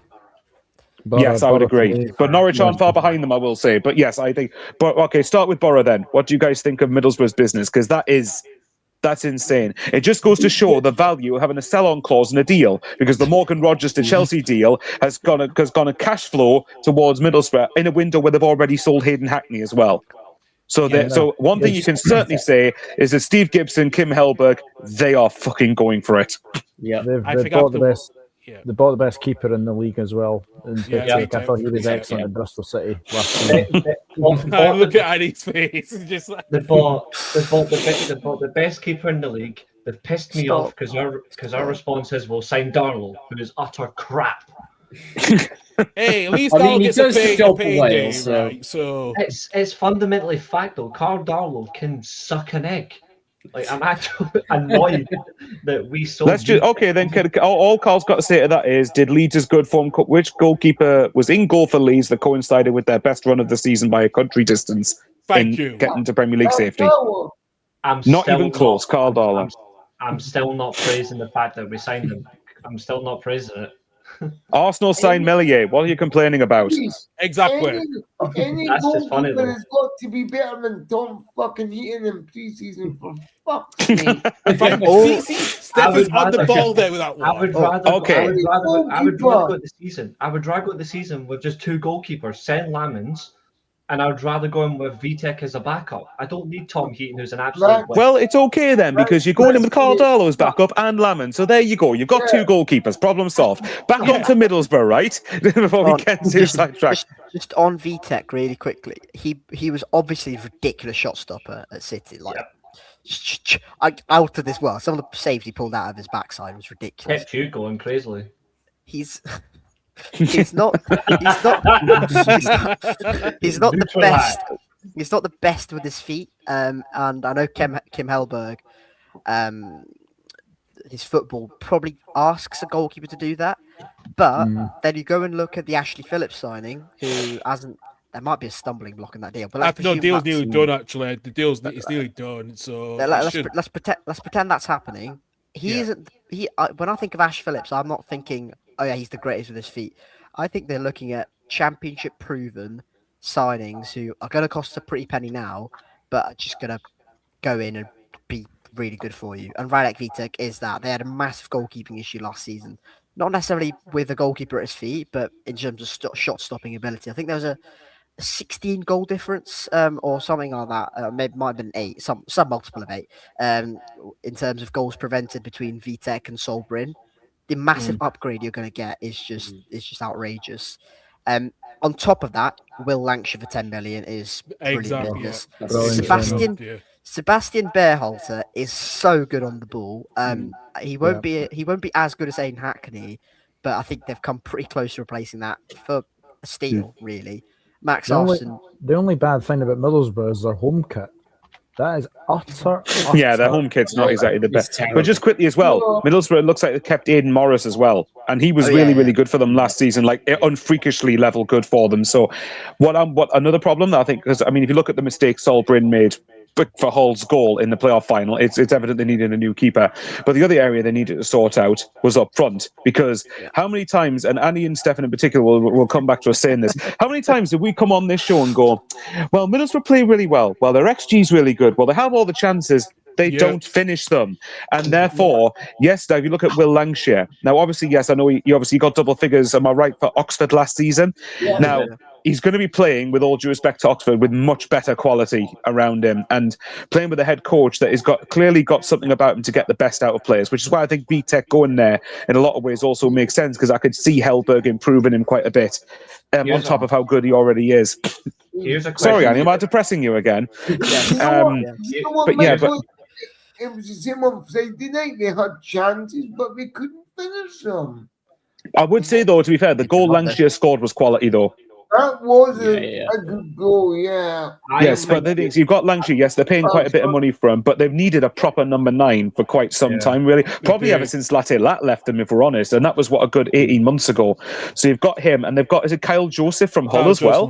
Joseph's come in, So I'm really liking the look of what they're doing, and they're already adding on top of a good attack line already. Morgan Whitaker's still there. As we mentioned earlier, Aidan Morris is still there. If you're looking at it, I don't know whether Annie's going to hate me for saying this or not, but Tommy Conway is probably not the worst third choice option you could have in the world. I think that there's a lot to be liking about this Middlesbrough side. Yeah, Callum Britton at right back as well. You know, when you look at this squad, like, put it this way, in my predictions, I've got them just missing out on automatics. Now, Annie will remember me a couple of years ago saying I was constantly baffled by people constantly saying borrow automatics. In particular, 23-24, when they lost a lot of key loan players, and somehow everyone was going for them to get top 2. And I'm like, why? They've lost a bunch of players. Michael, do you know where I put them? Oh, you put them second this time? See, I think for Borough... No, see, to be fair, sorry, Reece. This season, however, That's not outlandish. I think they are. I would not be shocked in the slightest if they finished ahead of Wolves. I don't think anyone's going to be a candle to West Ham if West Ham are semi-competent. But I wouldn't put it past Middlesbrough to be alongside Wolves and Burnley. Oh, I don't have them in the top 3. So do I. I've got them third. I got them second. No, I don't. I You think do. this is my problem. You mentioned Conway. Up front, man. He won't be. Not with Lancashire and Joseph ahead of him. I don't think Tommy Conway's that bad. I think he's. I don't think he's that bad either. I don't think he's a striker. I agree with that. I think he's a striker who goes to the left wing. Yeah. I think he goes to left I'm wing. more than happy to share my predictions. We'll get to the prediction shortly, Stefan, before we get on to Norwich, because we want to finish it off, because I want to talk about the key players to watch in the Championship. Should we also ask Annie about? I want to ask Annie about Bristol City as well. Let's get him a bit of a mention here for. As well. Yeah. Yeah. But For once, I'm not. Yeah. I was just going to say. But with Middlesbrough, on with Middlesbrough though, I am quite excited for the prospect. I think it looks like it's weird that they lost Rob Edwards and they've upgraded on him, which is weird. So, like, you know, and I think he was going to Swansea as well, Kim Hellberg. He's got to go to Swansea. And there you go. Well, I wonder if a certain person right in the middle of this group, middle of the screen here, will be very happy that did not materialize. So, yes, I wonder. And maybe the person directly above him, I don't know. But either way, I think. But like I said, I'm happy. I'm excited for Middlesbrough and for Norwich, but particularly with Middlesbrough, because if you do we say that this is Middlesbrough's best opportunity now? Because that strikes me as if they don't go up having spent this money, could this window set them back a fair few years unless they make a massive sale or two? That's why, yes. Look at their squad now. I feel like in terms of their squad, I think you got Lancashire. Get someone beside it. They're going to put the front two. Lancashire is mostly going to be like the main working strike, but their best wide position for me is Whittaker on the right hand side and Tommy Conway on the left. And especially for Whittaker, who's more of a natural winger. Instead, you've got Conway who can just do like get into the box, being like a third attacking player, like as well. Like they've got the quality, and you've just got the midfield. That's Borough's strength. Yeah. And I think Kim Hellberg's a massive strength for them as well. So we shall see. But you know, I think I'll be very surprised if they're not at minimum matching what they did last season. Yeah. And truthfully, I think they'll do better than that this season. Yeah. So Annie, you know, when you were saying a couple of years ago when you thought Borough kept getting top 2, I've finally converted to your train of thinking now. I think Borough are ready to give it a real go. The door was open for them last season. Last season, they should have been top 2. Like Stefan's like they had the chances to do it, like to blow so many. How many stupid games did they drop points in that cost them? Yeah. Well, hang on. Weren't they in the promotion top 2 fight till going at the last day, even though it was an outside shout? Yeah. Stefan's pure like disagreement. This is even like flicking his fingers like, no. Here we go. Is it because he's going? No, I've not got Middlesbrough second because I've got Wrexham finishing second after West Ham winning the league. It was the amount of games at the Riverside where they just completely shot themselves in the foot. A lot of draws, wasn't it, Annie? Lot of draws and just stupid goals conceded late on. Pompey at home, where Connor Chaplin scored off his backside. They conceded a stupid goal against us to draw that game. It's just ridiculous. Killing teams off, isn't it? Yeah, Leicester at home. Like there were so many games where they should have scored 5-6 goals. They were basically Leicester before, like, when they were killing the league under Maresca, and they almost bottled it. Like Middlesbrough are the same quality of like just wasting matches. I even remember the game they drew against. Was it Blackburn away 0-0 at that point? And even then they had chance after chance that day as well. And then you go, those are the type of games that are ones that will end up costing you in the end. But no, I think it looks like Middlesbrough have sort of, if they've improved the goalkeeper and up front, then it sounds stupid and it should be fucking obvious, but most times it isn't. If you're better in both boxes, you win most games and go up. But it's obviously not as easy or straightforward as that. The question is, and this was more like direct to Ollie's as well in the circumstance, for me, the only way Middlesbrough go up though isn't the goalkeeper, isn't it up front. Is their midfield actually capable of getting them to promotion? Because goals win you games, defense always wins you trophy situation, but midfield is where everything is decided. Is Middlesbrough actually strong in the middle of the park to actually give it a go? Sebastian Berhalter is a game changer for me.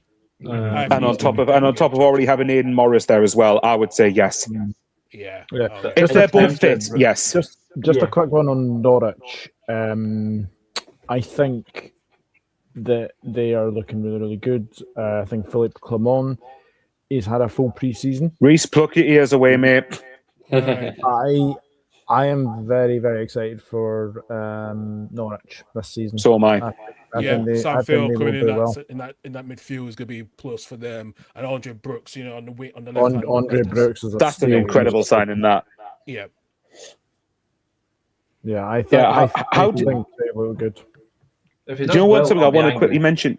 I would say this as well, and I'm going to give Ben Napper a bit of credit for this. Do you remember the stick he got? And I understood it when Marcelino Nunes was sold to Ipswich a year ago. Yes. The controversy that caused. Yes, that and I understood the emotion behind it. But if you look at the situation, my own popular opinion was that was actually the right thing to do, because he was a player who wasn't fit fully 100%, and I don't think he was that fit after. I don't think he was fit every game for Ipswich. No, he also wasn't going to sign a new contract, and he had given indications that he wanted to leave. Why would you let his contract run down for him to go to Ipswich on a free when you could get that money in? And then who did they bring in? Was it Mohamed Toure in January, for example? Mohamed Toure in January, along with Ali Ahmed from Vancouver. They really did get some good signings in. You got Jacob Wright there, Harry Darling, Papadou Diallo as well, Makama, Kenny McLean there as well, Kovacic in goal. Yeah, because Sanfield Jordan loan is now on a permanent deal, which is a good deal. And like I said, they got rid of the sold Josh Sargent to Toronto, and they've got that money to play with, haven't they? Yeah, So- getting rid of that. Getting rid of that donkey is one of the smartest things I will say Norwich have ever done. I'll give them that. I've I'll praise them also for that. I've also just seen apparently Gus Hamer's going to Coventry, going back to Coventry. Sorry, I thought that happened. from Sheffield United, £6 million. Well, if you want, I don't know if you want to talk about Sheffield United very quickly, but if you do, I would say on Norwich, I'm similar as I am with Middlesbrough. I'm not quite as high on Norwich as I am on Borough, but I'm still I think they're going to be more than capable of competing with the likes of your Wolves, your Burnleys, your Southamptons, and stuff like that. I think if they're not in the playoffs, I'm going to be astonished. And even then, they themselves were right in the playoff hunt until the last couple of games of last season. And given how Norwich started last season under Liam Manning, that is incredible how the turnaround that Clement had. Yeah. So, For me, if they had Clement from the start of last season, I think Norwich would have gone up over Hull. That's why I don't want them to do well. That's why I don't want them to do well. I'm going to say, just quickly on Sheffield United, I think the Wilder magic has gone. I just don't think. I think they're running out of parachute payments, or they're gone. Yeah, the way he talked about it in the press conference about Hayward the other day, it sounded like he was just lying to himself, thinking the magic's gone, and especially they've only made one big signing, Matt Doherty coming from Wolves, and that was a free transfer, wasn't it? Yeah. Still a good transfer for that league, but losing Andre Brooks is a real blow. Losing him. Well, when you're losing him to a team that you effectively should be competing with, if you look at it that way. And even this is where put it this way. I think with Chris Wilder, given the job that he's got in his hands now, I actually don't think it's the worst appointment for them to have him. I don't think it's the worst idea for them to have Wilder. I think, obviously, my criticism of him is I think that when he had the team that he had in 24-25, a lot of the time the games were won on moments of luck or quality rather than of anything he was doing. Well, exactly. But if like I've said before, right, if you compare them to Leeds and Burnley, and I think Carl would agree here, they were streets ahead of Sheffield United for me. But now it's a different job that Wilder has got. And I mean, look, I'm not going to call last season a success because Sheffield United should not have started that badly under Ruben Sayers. There was no way they should have lost 5 games in a row. And I watched them against Ipswich before the last game before they got Wilder back. That looked like a team that was going down. And they just look absolutely hopeless. But you're looking at losing Andre Brooks to Norwich, Gustavo Hamer. I get that one, to be fair, because he's in the last year of his contract and you need to get a bit of money in. But as Doug mentioned earlier, the parachute payments are gone now. They've blown their best chances to go up. Last season, what was it? They finished 17th or something. That is not a success. And okay, it's not Leicester bad, but 13th. Well, even then, that's still not good enough. It's obviously. Unfortunately for me, I think they're now deemed to be mid-table. I don't see them being in any trouble. The best I think they'll be is top 10 at very best. I just look at them. I just look at them and I stand by it. I've said it for years. I don't get the Wilder hype. I think in terms of what he is, he's just Sheffield United, but his whole quality of a manager, it's past. I think I he would say leaves Sheffield this United season. is not good, is it? I think No, he leaves this season. He's in his last year of his contract, so I could see them moving on from him after this season. Could it be that they problem keep him to Sheffield maybe stabilise things? Could it be they keep him to sort of steady the ship and get used to being a non-parachute club and then move in another direction after I don't that? think so. I don't think so. I really don't. I just don't see it in my eyes. But the thing is, right? Go on, Carl. Sorry. Because especially if they like I say when he left at the end of June, they were still paying him off. So I think that they just to get back into the contract that he was on before. I just feel like they might just pay him, let him go, and move in a new direction because they still want to do their AI data transfers, and I think that's the problem. It's it's going to cause AI data. That was embarrassing. See, But this is the thing. Wilder, though. The thing for me with Wilder, though, and this is what I think they have to consider as well. Instead of if they really want to move in a new direction, I know it's very harsh because the season's just about to start. Sack him now. Yeah. I've got no hate towards Wilder at all. But if you plan on going a new direction, you backed out of him of Sellis last season very quickly. And to be fair, Sellis is absolutely dreadful as a manager. But if you're backing of him to then go back to the manager beforehand, who isn't going to take you forward, he just takes you either where you are or goes backwards. You're already backing out of what you're aiming to do. Yeah. So that isn't direction. That's directionless. So if I was Sheffield United, sack Wilder tomorrow and actually just go and put the new direction in and get what you're looking for now, because you're wasting another year.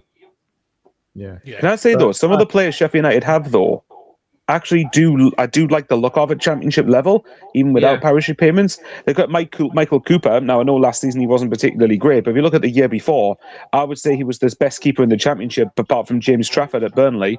Matt Doherty in the championship, okay, fair enough. Ollie Arblaster, they missed him season before last. Jaffet Tanganga, you got Tom Cannon, Callum O'Hare, Harrison Burrows. There's players there that I would look up. Yeah. Even Chong, I know Chong's not had the best of times recently, but I don't think he's a particularly bad player. You're looking at Sidney Peck, Sariki, Patrick Bamford. Okay, obviously getting on now, but still, there's players there that. Yeah, the only concern for me is there's a lack of distinct balance within that at the moment. But there are players there that I think you can work with something if there's something cohesive going on here. But again, it just stems from the fact that they've blown their opportunity when they had parachute payments to get promoted, and now they're going to feel the consequences of that because now they've had to sell Brooks and it looks like they're having to sell Hamer to do it. Is that money getting reinvested? Judging by the fact they've just brought in a free transfer really at the minute, unless things change in the next few weeks, probably not.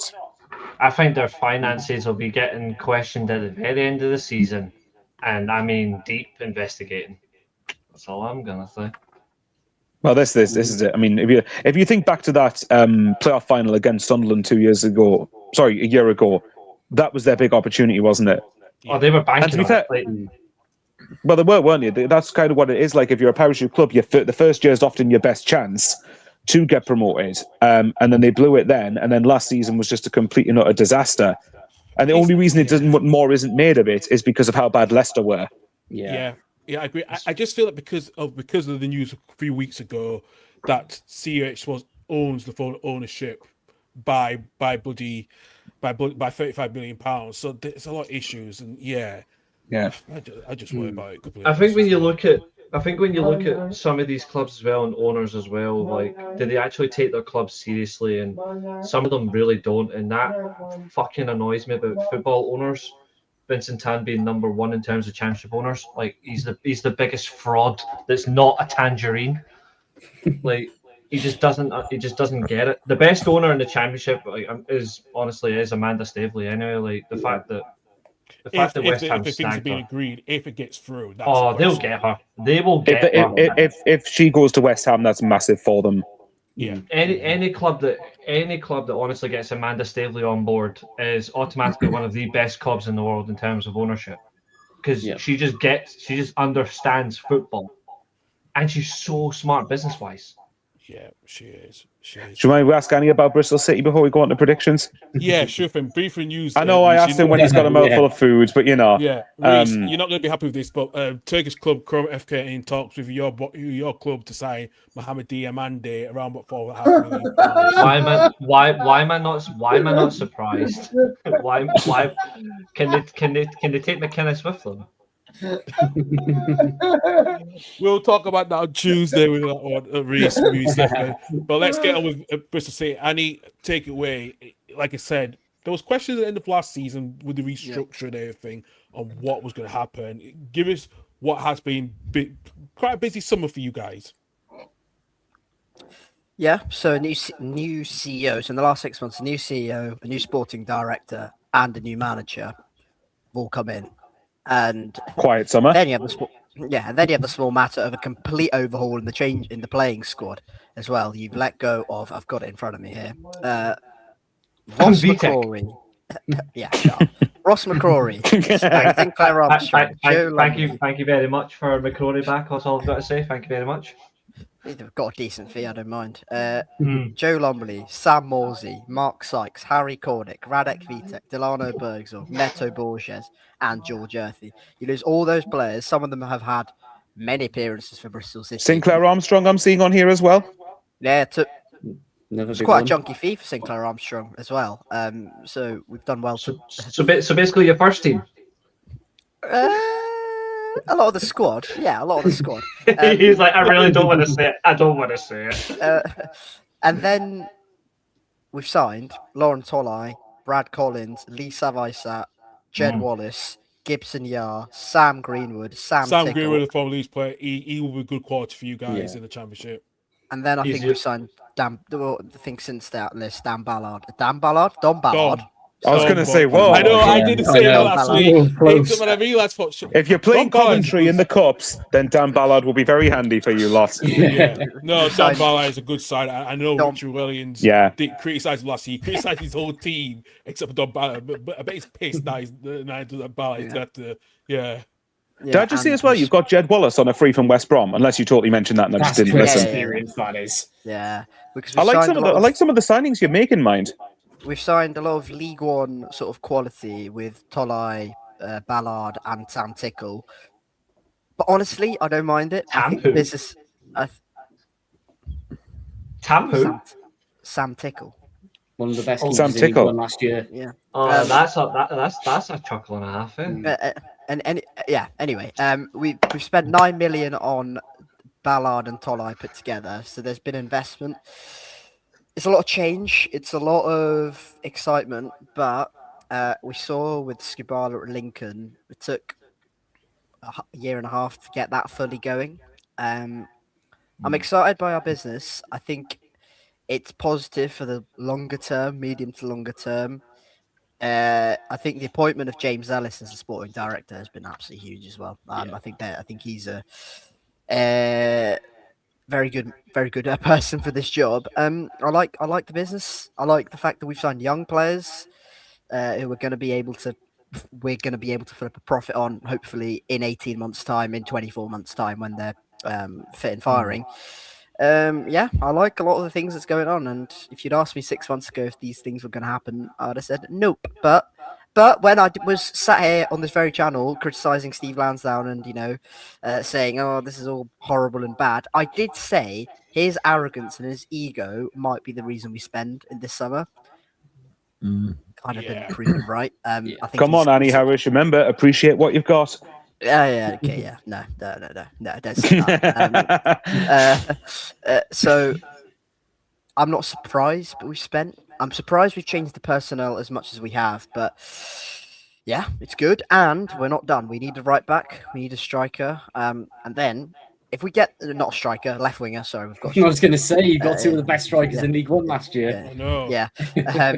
So. Yeah, I don't mind it, but I still think it will take a little bit of time to gel things together because there's been so much change. You can have a fantastic left winger. He's called Romain Mundell. He might be available this window. Please, I don't mind that. Yeah. If you keep him fit, if you keep him fit at championship level, he's really good. Absolutely. So predictions then, Carl. Oh, Yep, here we that go is where then. the pictures time. So right, I have got them up now. So which I'm going to remove the banner as well, so everyone can see. I'm what seeing a we're doing. 13 next to us. I think that's a bit low. It's a hard one. It's a hard one. I listen. I think 1 would be more apt. Burnley Yeah, ninth. That's a call and a half. Right. Well, here's my predictions. I'm gonna get you guys as well. I'm gonna start in order first. So I have put West Ham and Middlesbrough as the top 2. I think Southampton, Norwich, Millwall. I think the usual stuff. So I think Millwall could have another decent season. Derby County should, missing out last as well, along with Wrexham and potentially Burnley City if they can get the act together. Because I just feel like Burnley are going to struggle with the new manager and the players that they're going to keep selling is crazy. I think Wolves will finish below Sheffield United. I think Jimenez will get the goals and stuff, but then in the bottom half of the table, I put 2 out of the promoted teams. That's potentially going down Bolton and League City. It was hard one to keep because I like Charlton, what they've done under Nathan Jones. But I think if Cardiff can do well progressively and keep that, that momentum going that they did in League One with the model they have, they can stay up anyway. So that's my take on that one completely. So I will start off with Doug first. So Doug, How do you want me to do this? Any order you want. Do you want to do it from the 24th up to the top, or do you want to do first from the 24th? I'll do 24th up from the top. All right. So I've got the same bottom as you, Lincoln City. Yep. 23rd, I've got Blackburn Rovers. You got Blackburn Rovers, bloody okay then. Now, I am very concerned because there's only a certain amount of time before the money runs out there, the Venkies, and it's more about the fact that they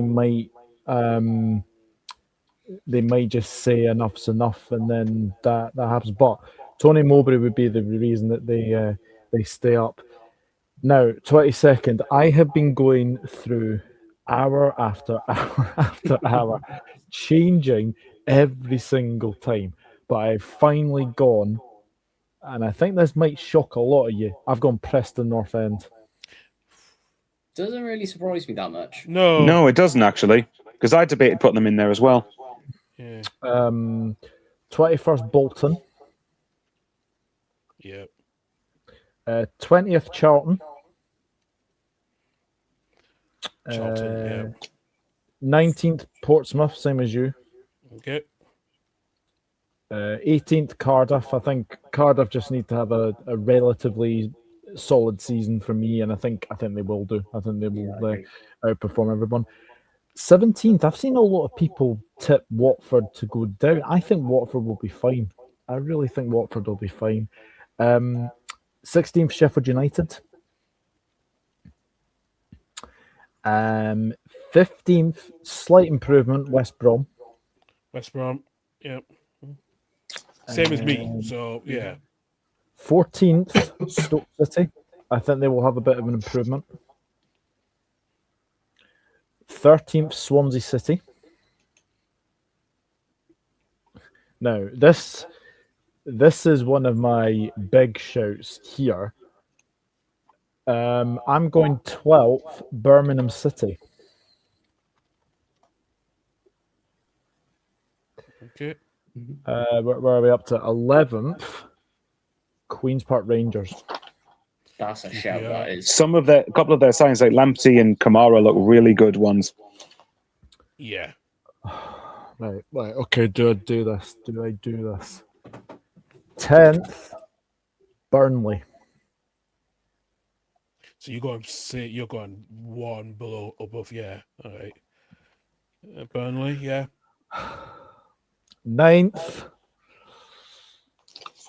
Bristol City. I think they'll just miss out. I think they will just miss out on the playoffs. But I tell you something, they will be fighting. They'll be fighting up there for that playoff. Even Niall, hope you're well. Even Niall. Hello there, Niall. Okay, 8th, Derby County.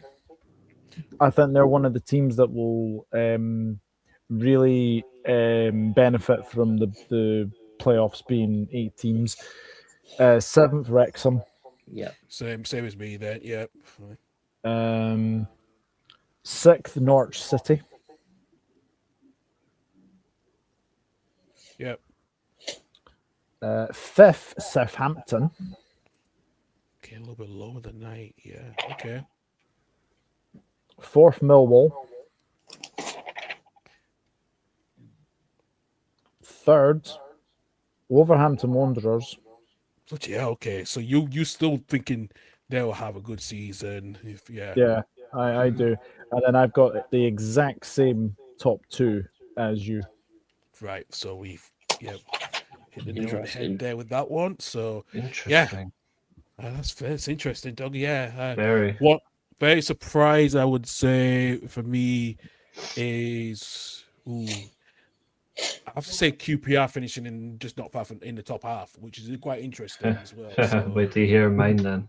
They need a better season from me, and I think some of the signings that they're making, Tariq Lamptey, Glenn Kamara, I think that they will improve them a lot more. So yeah, that's my sort of my bold shout, and I don't think bold shout really is a Bristol City finishing 9th. I think Bristol City will have a good season.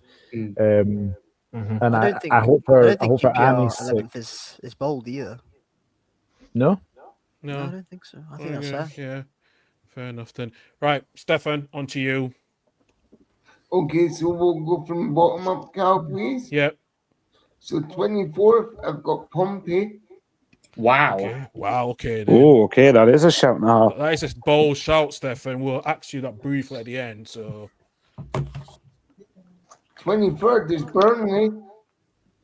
Oh my god. Burnley. Yeah. Oh, my God. okay. The next Wow. Leicester. I can see All them Luton being or on Sunderland. the spot.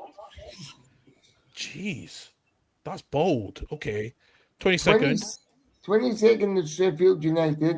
What? Wow. Wow. Okay, this is gonna get very interesting. This is nuts. Definitely trolling, like. Yeah. 21 is Lincoln City. Freaking hell. It's bold. 20th is West Bromwich Albion. So they're finishing a lot lower than. Jeez. That's considerably lower than when I've got West Brom mine. 19th is Stoke City. That's fair. That's fair, That's actually. Yeah. all right, Yeah. All right. 18th is QPR for me. Yeah. It's a bit low. It's low. There's more weird ones coming up. 17th is Blackburn. Blackburn. That high? Wow. Yeah. Okay. I think that's too high. 16th is PNE. Preston. All right. A little bit higher than I thought. Oh, yeah. 15th is Charlton. So you've got Charlton 8 places above Burnley. Yeah. Oh, this is interesting, certainly. I know. Where the hell are Bolton?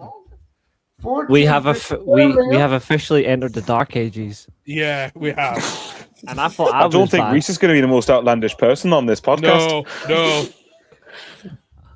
Well, Yes. Sure with that. 13th is Southampton. Hold on, 14th. What was 14th? 14th is Birmingham. So you put Birmingham, right? What?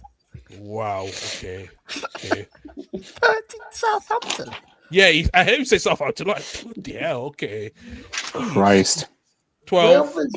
12 is Watford. Ooh, that's a bit high. That's Too high. Too high. I don't know. If they get like 6 manager bounces in a season, they might finish there. 11th, best of the rest in Wales is Swansea. Jeez.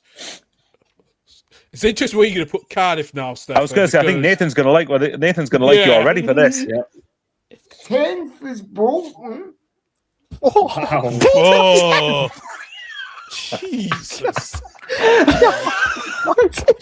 Right, guys. I need, God. right, everybody, I need you to be quiet for 10 seconds so I can ask this one question. Stefan, what are you selling and who's your dealer?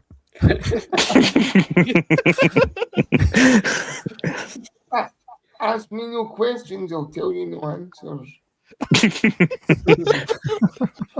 Is it Phil Parkinson? No. It's definitely Probably- Phil Paxton. It's definitely Phil No. Paxton. Yeah. It's probably Neil Lennon. Anyway, Probably Neil Lennon. Let's finish these predictions.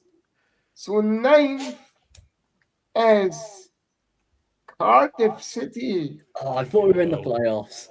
I'll take it. Oh gosh. You still could be. Are we in the playoffs? What are you doing, Stefan? You want to catch me in a minute, Annie, because 8th is Derby, Okay, this is good. 7th is the Robins in Bristol City, I'm starting to get scared now. Well, that's why you're going last, Reese. So yeah. 6th Maybe, is maybe you should Norwich. pick Annie last. No, you're So- going last because you're the one who said about Derby last season. So it's your punishment. So 6th is Norwich, 6, I got Norwich, yeah. 5th is Middlesbrough, A bit lower for that one. 4th is Millwall, Right, he's really. and never Same as stopped me. 3 times. Oh, So you got Southampton. No, you got West Ham. Yeah, okay then. Oh God. And Wrexham. Oh. Oh, West no. Ham. Oh, there we go. so I can give you my top 3 without looking at my screen here, right? So my third one is Wrexham. Yeah, I knew you'd go for that. I knew. I don't think they finished third. I think they're in the playoffs, but I don't think they finished third. The clearest Second, says this is so biased. second is Wolves, Freaking hell.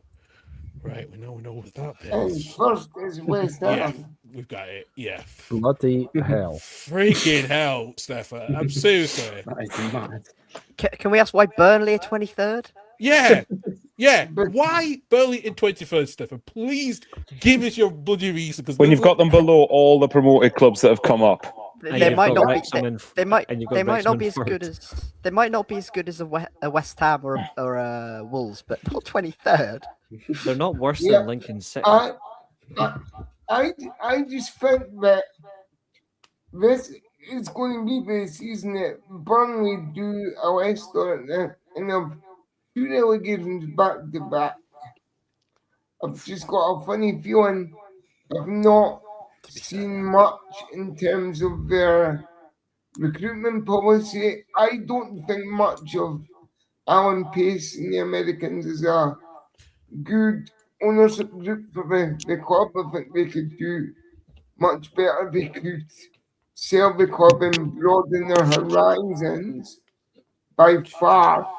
They could get even though Mike Jackson done a good job when he come into the place, Vincent Company, I think that the championship, yeah, he done a good job last time we were down, but Yeah, but when you had Scotty Parker in last season, which we all know was going to fetch him. yeah, well, I still think we could aim slightly higher than Mike Jackson again for the championship. Yeah, but Mike Jackson was the interim manager. He was not going to be. And then going for someone like Nicky Hyatt, which is it's a bit of a bold move. It's a pretty high caliber name, though, isn't it, Carl? I know, but it's got I it's think got good I pedigree think- in Belgium.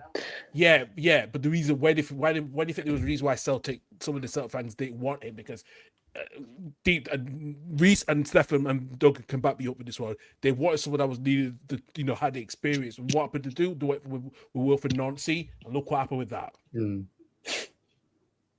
I Yeah, will they say in got rid of- defense of Stefan, they got rid of him however, too quick though. They got rid of him too I'll- quick though. I'll say in defense of Stefan, though, to quote the great Eddie Hearn, this man has got a set of bollocks on him with these predictions. He's not afraid to speak his mind, and I respect it. Yeah, Nathan next. Right, Nathan, it's on to you now. So we'll start with Swansea 24th, Cardiff first. Here we I go. wish I could honestly do that, but I haven't. So bottom of the Lincoln City. I have been waiting for these ones most of all. Then in 23rd and 22nd, I've gotten So relegated. who's to the same- 24th again? Sorry. Oh, Lincoln City. Lincoln. Yeah, that's so surprising. So in 23rd and 22nd, I've gone for 2 teams, and I've gone for the Ryan Dilks theory on this one. When you've got terrible owners, and you've I know what you're served gonna the say, drain yeah. for a number of years, then you're going to fall down the toilet plan. So in 23rd, I've got Blackburn. Hey up, Duck. Hey up, Duck, indeed. And 22nd, I've got Watford. But yeah, Not surprising, actually. Not surprising. Yeah. So then up to 15th, this is close as anything. So 21st, I've got Charlton. Bit of second season syndrome. Yeah, Charlton. Yeah. Okay. 20th, I've got Pompey. Hotspur. Yeah. 19th, I've got Preston. Surprising. Yeah. 18th, I've got West Brom. Ownership issues I'm a bit concerned about. Yep. 17th, I've got Bolton. You got Bolton that one. Okay. Yep. Hang on. Yep. 16th, a bit of a gamble, but I've gone QPR. It's not gamble actually. It can vary with that team with QPR actually. Yeah. 15th, I've got Sheffield United. Right. Okay. 14th, I've got Stoke. 13th, this is a shock. I've got Burnley.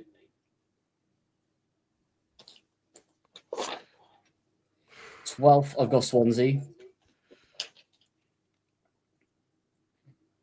11th, I've got Birmingham City. Yep.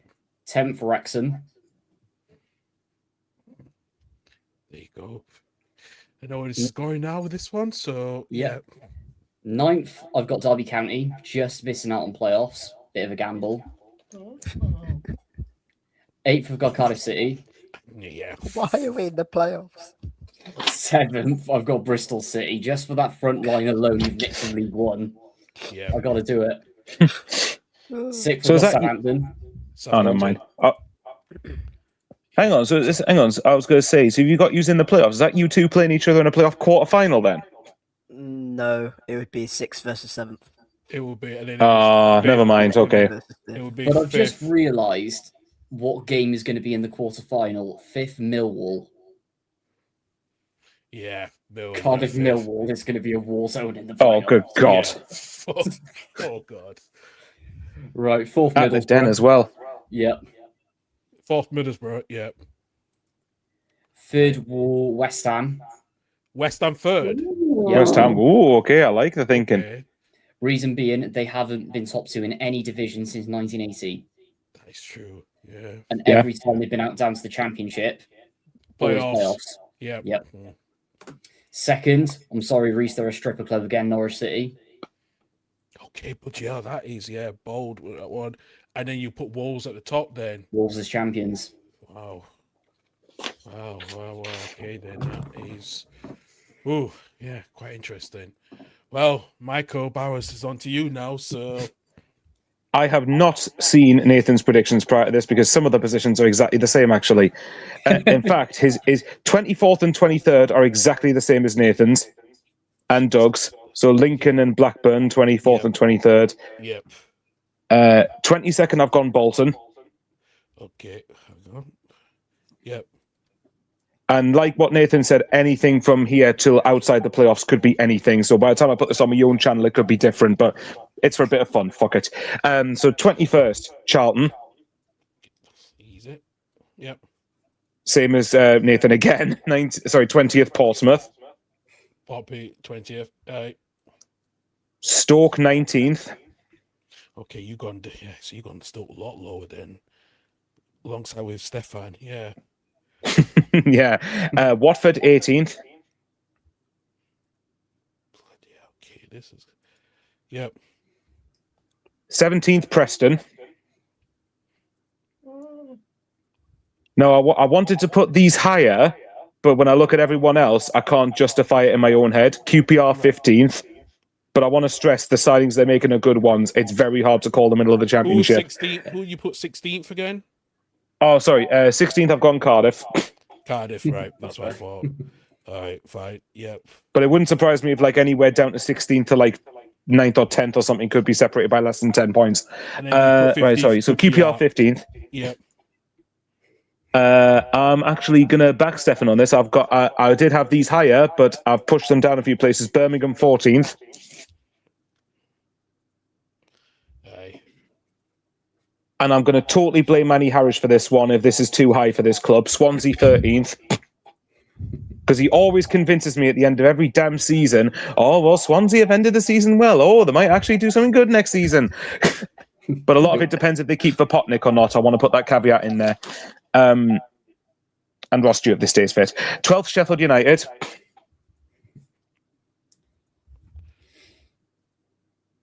Uh, 11th, Bristol City. Bristol in that. Okay. Yep. This is probably the biggest shout. And I think they'll be in for a much better season. People think 10th, West Brom. Wow. But yeah, okay. Well, okay then. Yeah. I think their team's better than what it was had shown the last couple of seasons. 9th, missing out on the playoffs, is Millwall. Wow. Okay. Dark horses there. 8th, Derby. Yep. I was this close to putting Millwall in 8th, actually, funnily enough. 7th, Wrexham. Good lad. Oh, sorry, can I swap and put Wrexham 9th and swap them with Millwall, please? Oh, It's broke you out there. 6th, Southampton. Spygate. Southampton. Yep. 6. Yep.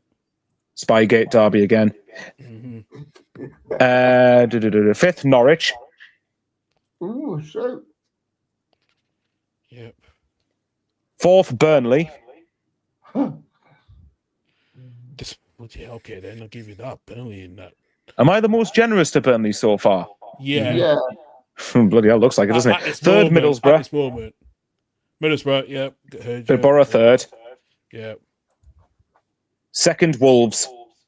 Yeah. I know where he's going. Anyway. And then you know what top, West Ham top. Yeah. Yeah. So all of us, bar one, have West Ham top at the moment. Yeah, but Nathan's reasoning for not putting West Ham in the top 2 is a valid one. I think that It's valid. the last couple of He's times got a they've won, point. they've got promoted through the playoffs, haven't they? They've not once finished in the automatics. But I think West Brom, I've got a gut feeling, will be a bit better this season. Unlike Stefan, I do not think Burnley will be joining, going down to League One. But I do think they are the weakest of the relegated clubs, and I think Wolves are probably a bit better than what I thought they would be. So, yeah, but there you go. Right. We'll see how wrong I am. Yeah, absolutely. We'll come to the penultimate participant left. Annie, it's on to you. So that's from 24th all the way up to first. Yeah, so if you want to bet on these, you'll get all your money back. 24th, Blackburn. Okay. Yeah. And if you want to watch my full video on it, you can watch it on my channel. I will Shameless share plug. that link in the description. Like the plug after. there. I like the plug. Shameless plug. 23rd, Lincoln. Right. 22nd is Charlton Athletic, which might be bold. Wouldn't be surprised if they went down. 21st is Bolton. So Bolton stays. See how prediction Bolton stays up, survive. 20th is Pompey. So we all say most of the last 2 they've gone for the same. Yeah. All right. 19th is Preston. Preston. Yeah. 18th is Cardiff. That's fair. That's fair. Yeah. 17th is Watford. 16th is Stoke. Shock. Again, they're finishing that average. It's exact same. Retain their 16th place trophy. Yeah. 15th is West Brom. Aye. Have you looked at my predictions? Because we've got 1, 2, 3. Have we actually? Yeah, but 3 of the same. Annie, don't worry if you've copied Doug's predictions because I've copied Nathan's quite clearly. 14th is Sheffield United. 13th is QPR, which I think might be low.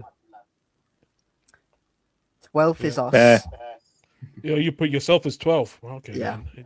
I expected for you a little bit higher than that, but I thought you would put yourselves a bit higher, to be fair. I'm being reasonable. Are you just taking the safe option of putting you as 12th every season? No, I don't believe in that theory, but I just think there's stronger teams. There are stronger teams this season. Okay, fair enough. 11th is Swansea, which again I'm not. That might be low. No, I think it's the way they finished well to the last season.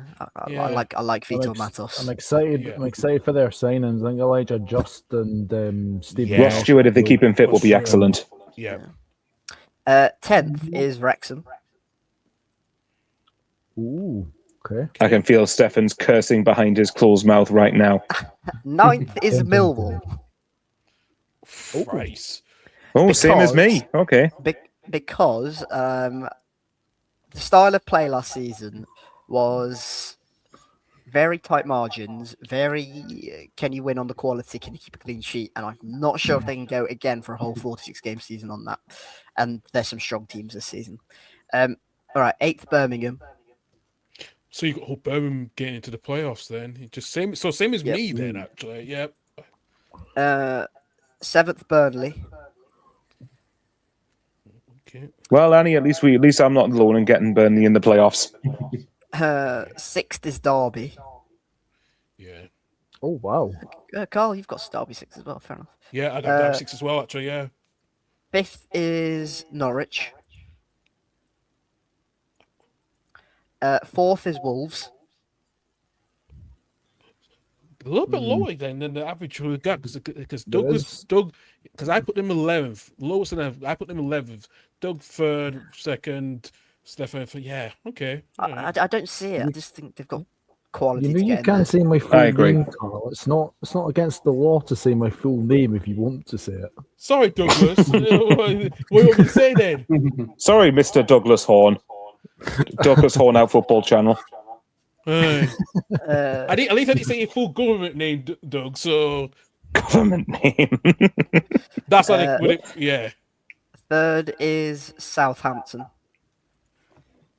And Yeah, then Annie, quickly. Are they going to earn this on merit or by spying on people from behind trees? no comment. Guys banging on stuff behind trees. 2nd is Borough. Yeah. And 1st is obviously West Ham. Yeah. Can I say while Carl's putting that? Could you imagine if Middlesbrough and Southampton were competing for top 2 by the end of the season? Given the needle between them two, given what happened in the Spygate derby. Right, let's get the popcorn out. Go on, here we go then. Go on, Reese then. Here we go. Let's see, this is going to make... Are these going to make... Reese, a quick question. Are these going to make Stefan's predictions look sane by comparison? I've got no idea. Go on then. Go on I then. do these on the fly. That's just how I He's going to roll. go 24th Norwich because stripper club, probably. No, you'll be very surprised what I Wow. actually have. Okay. You'll be very surprised what I have Norwich actually. Go on then. So 24th, I have Blackburn as well. Yep. So that's fine. Can just come over. Man of taste. Yep. 23rd, Portsmouth. Pompey. Wow. Yep. 22nd, I have Charlton. Yep. Okay. 21st, I have Preston. Okay, so far it's not unreasonable. No, Now I've got Lincoln. you got Lincoln. Yeah. You're thinking other than Stefan. Yeah, you're the only two have got Lincoln staying up actually. So Fair play to them if they do it, though. 19th, I have Sheffield United. Don't rate them in the slightest at all. 18th, I've got QPR as well. all right. Okay. 17th, I've got Burnley. Oh, Burnley. Wow, So you've okay. gone quite low. Not as low as like Stefan has, but you've gone Swansea. To hell with them. Yeah.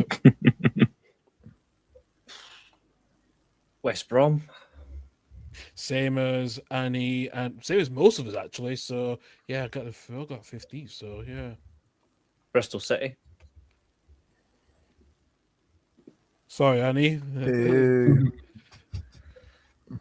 If you had the money to cough up for VTech, I would have had you in a couple of places higher, eh? Amen. Just stick the knife in while the wound's raw. I mean, what I said was pure respect. Let's see, 13th. I'll give this one to Stoke. That's good for Stoke, to be fair. Yeah. 12th, I'm going to say Wolves. Wow. He's kind Okay. of on average, Wow. a little bit like me, That is a because I put shout. them. I put them 11th. So, yeah.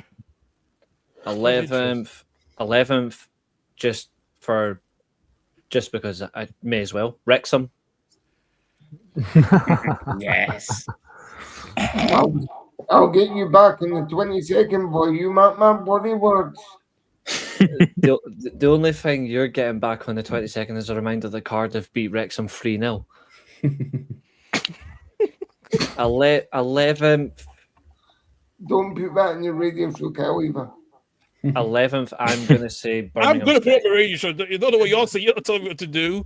I know you're the manager of our radio show, but of the radio station. But that don't mean shit, right? 11th, I'm going to say Birmingham City. Ooh, Wow. Okay.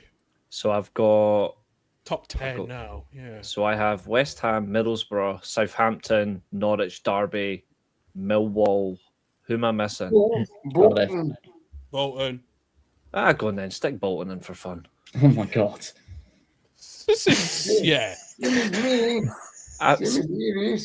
Actually, hold on. Nah.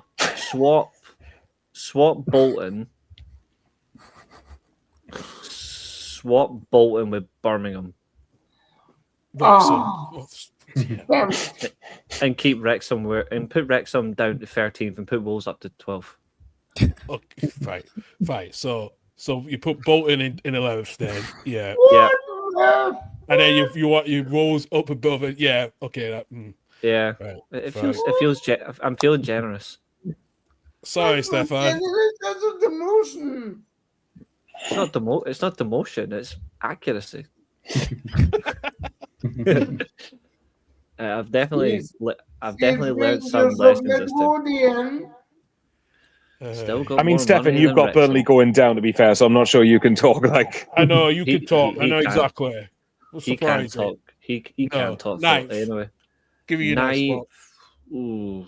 Very funny, Stefan. I'll give you that. Give me eighth. Sorry, eighth. Yeah, eighth. So I've learned my lesson. Derby. Well, hey, he's been so scarred off last season. Yeah. Okay. Yeah, Seventh. Fuck the torture. 7th. Southampton. Ooh. I normally praise Southampton quite well. I've always had a bit of a respect for Southampton, but ever since these pathetic Is that you watch football through binoculars beside behind the tree? No, it's because ever since the KFC owners have come in, I've lost all respect for Southampton for the way they treated Ralph Hasenhüttl. So I will always have a sense of disrespect now for Southampton. So it's just how it goes. 6th, I have.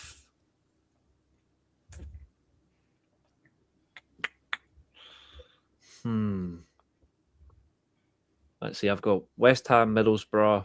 I've got Norwich, Millwall. That's it. Who else am I missing? Cardiff. Cardiff. Yeah, Cardiff. Thank you for that reminder. Yep, 7th Cardiff. Right. So 6 will be Cardiff then. Yep. Right. Because I'm looking at the stupid lines. That's my fault. Sorry. Yeah. I know. 6th Cardiff. I'm listen. No, That's fine. It does say 7. It does on the spreadsheet, but look at the lines, table. Yeah, that's my fault. It's the pursuit. Yeah. Oh yeah. Right. So 6th Cardiff. 5th. Norwich. No, not yet. Millwall. Middlesbrough. Nope. West Ham. He's got West Ham in that one, isn't it? West Ham 3rd. Okay, so West Ham 3rd. Okay, then I will put that then. So that's fine. Norwich top. What? Whoa. Okay. Wow. Reese, can I have some of what you're smoking, mate? Because that's a bit. Wow. I mean that's bold to say the very, very least. I think know. Norwich will be in the playoffs, but I don't think they'll be good enough to win the championship. No. I could be wrong. It's just their bloody manager. I thought you didn't like Clement. Yeah, I was going. I know. I don't like. I don't like him because he went. I don't like him because he went to Norwich. Who So is that you saying that you rate him? You just don't like him for going to Norwich? Yeah. Whose fault was it to sack him then? Yeah. The arseholes that used to own the club. Oh yeah. Yes. All right, give us your last. Well, give us your fourth and your third. Actually, no, your fifth, your fourth, and your second. Fourth, Millwall. Mm-hmm. Right, okay. Yep. All right.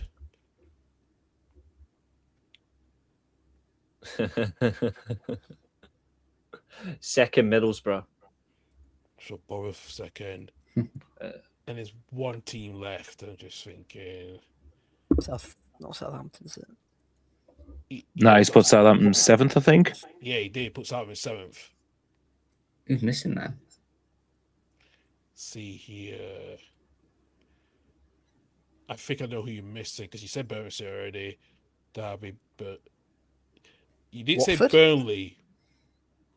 Ah, you did say Watford. Burnley, yeah. No, he said Watford. Burnley quite low, to be Watford. fair.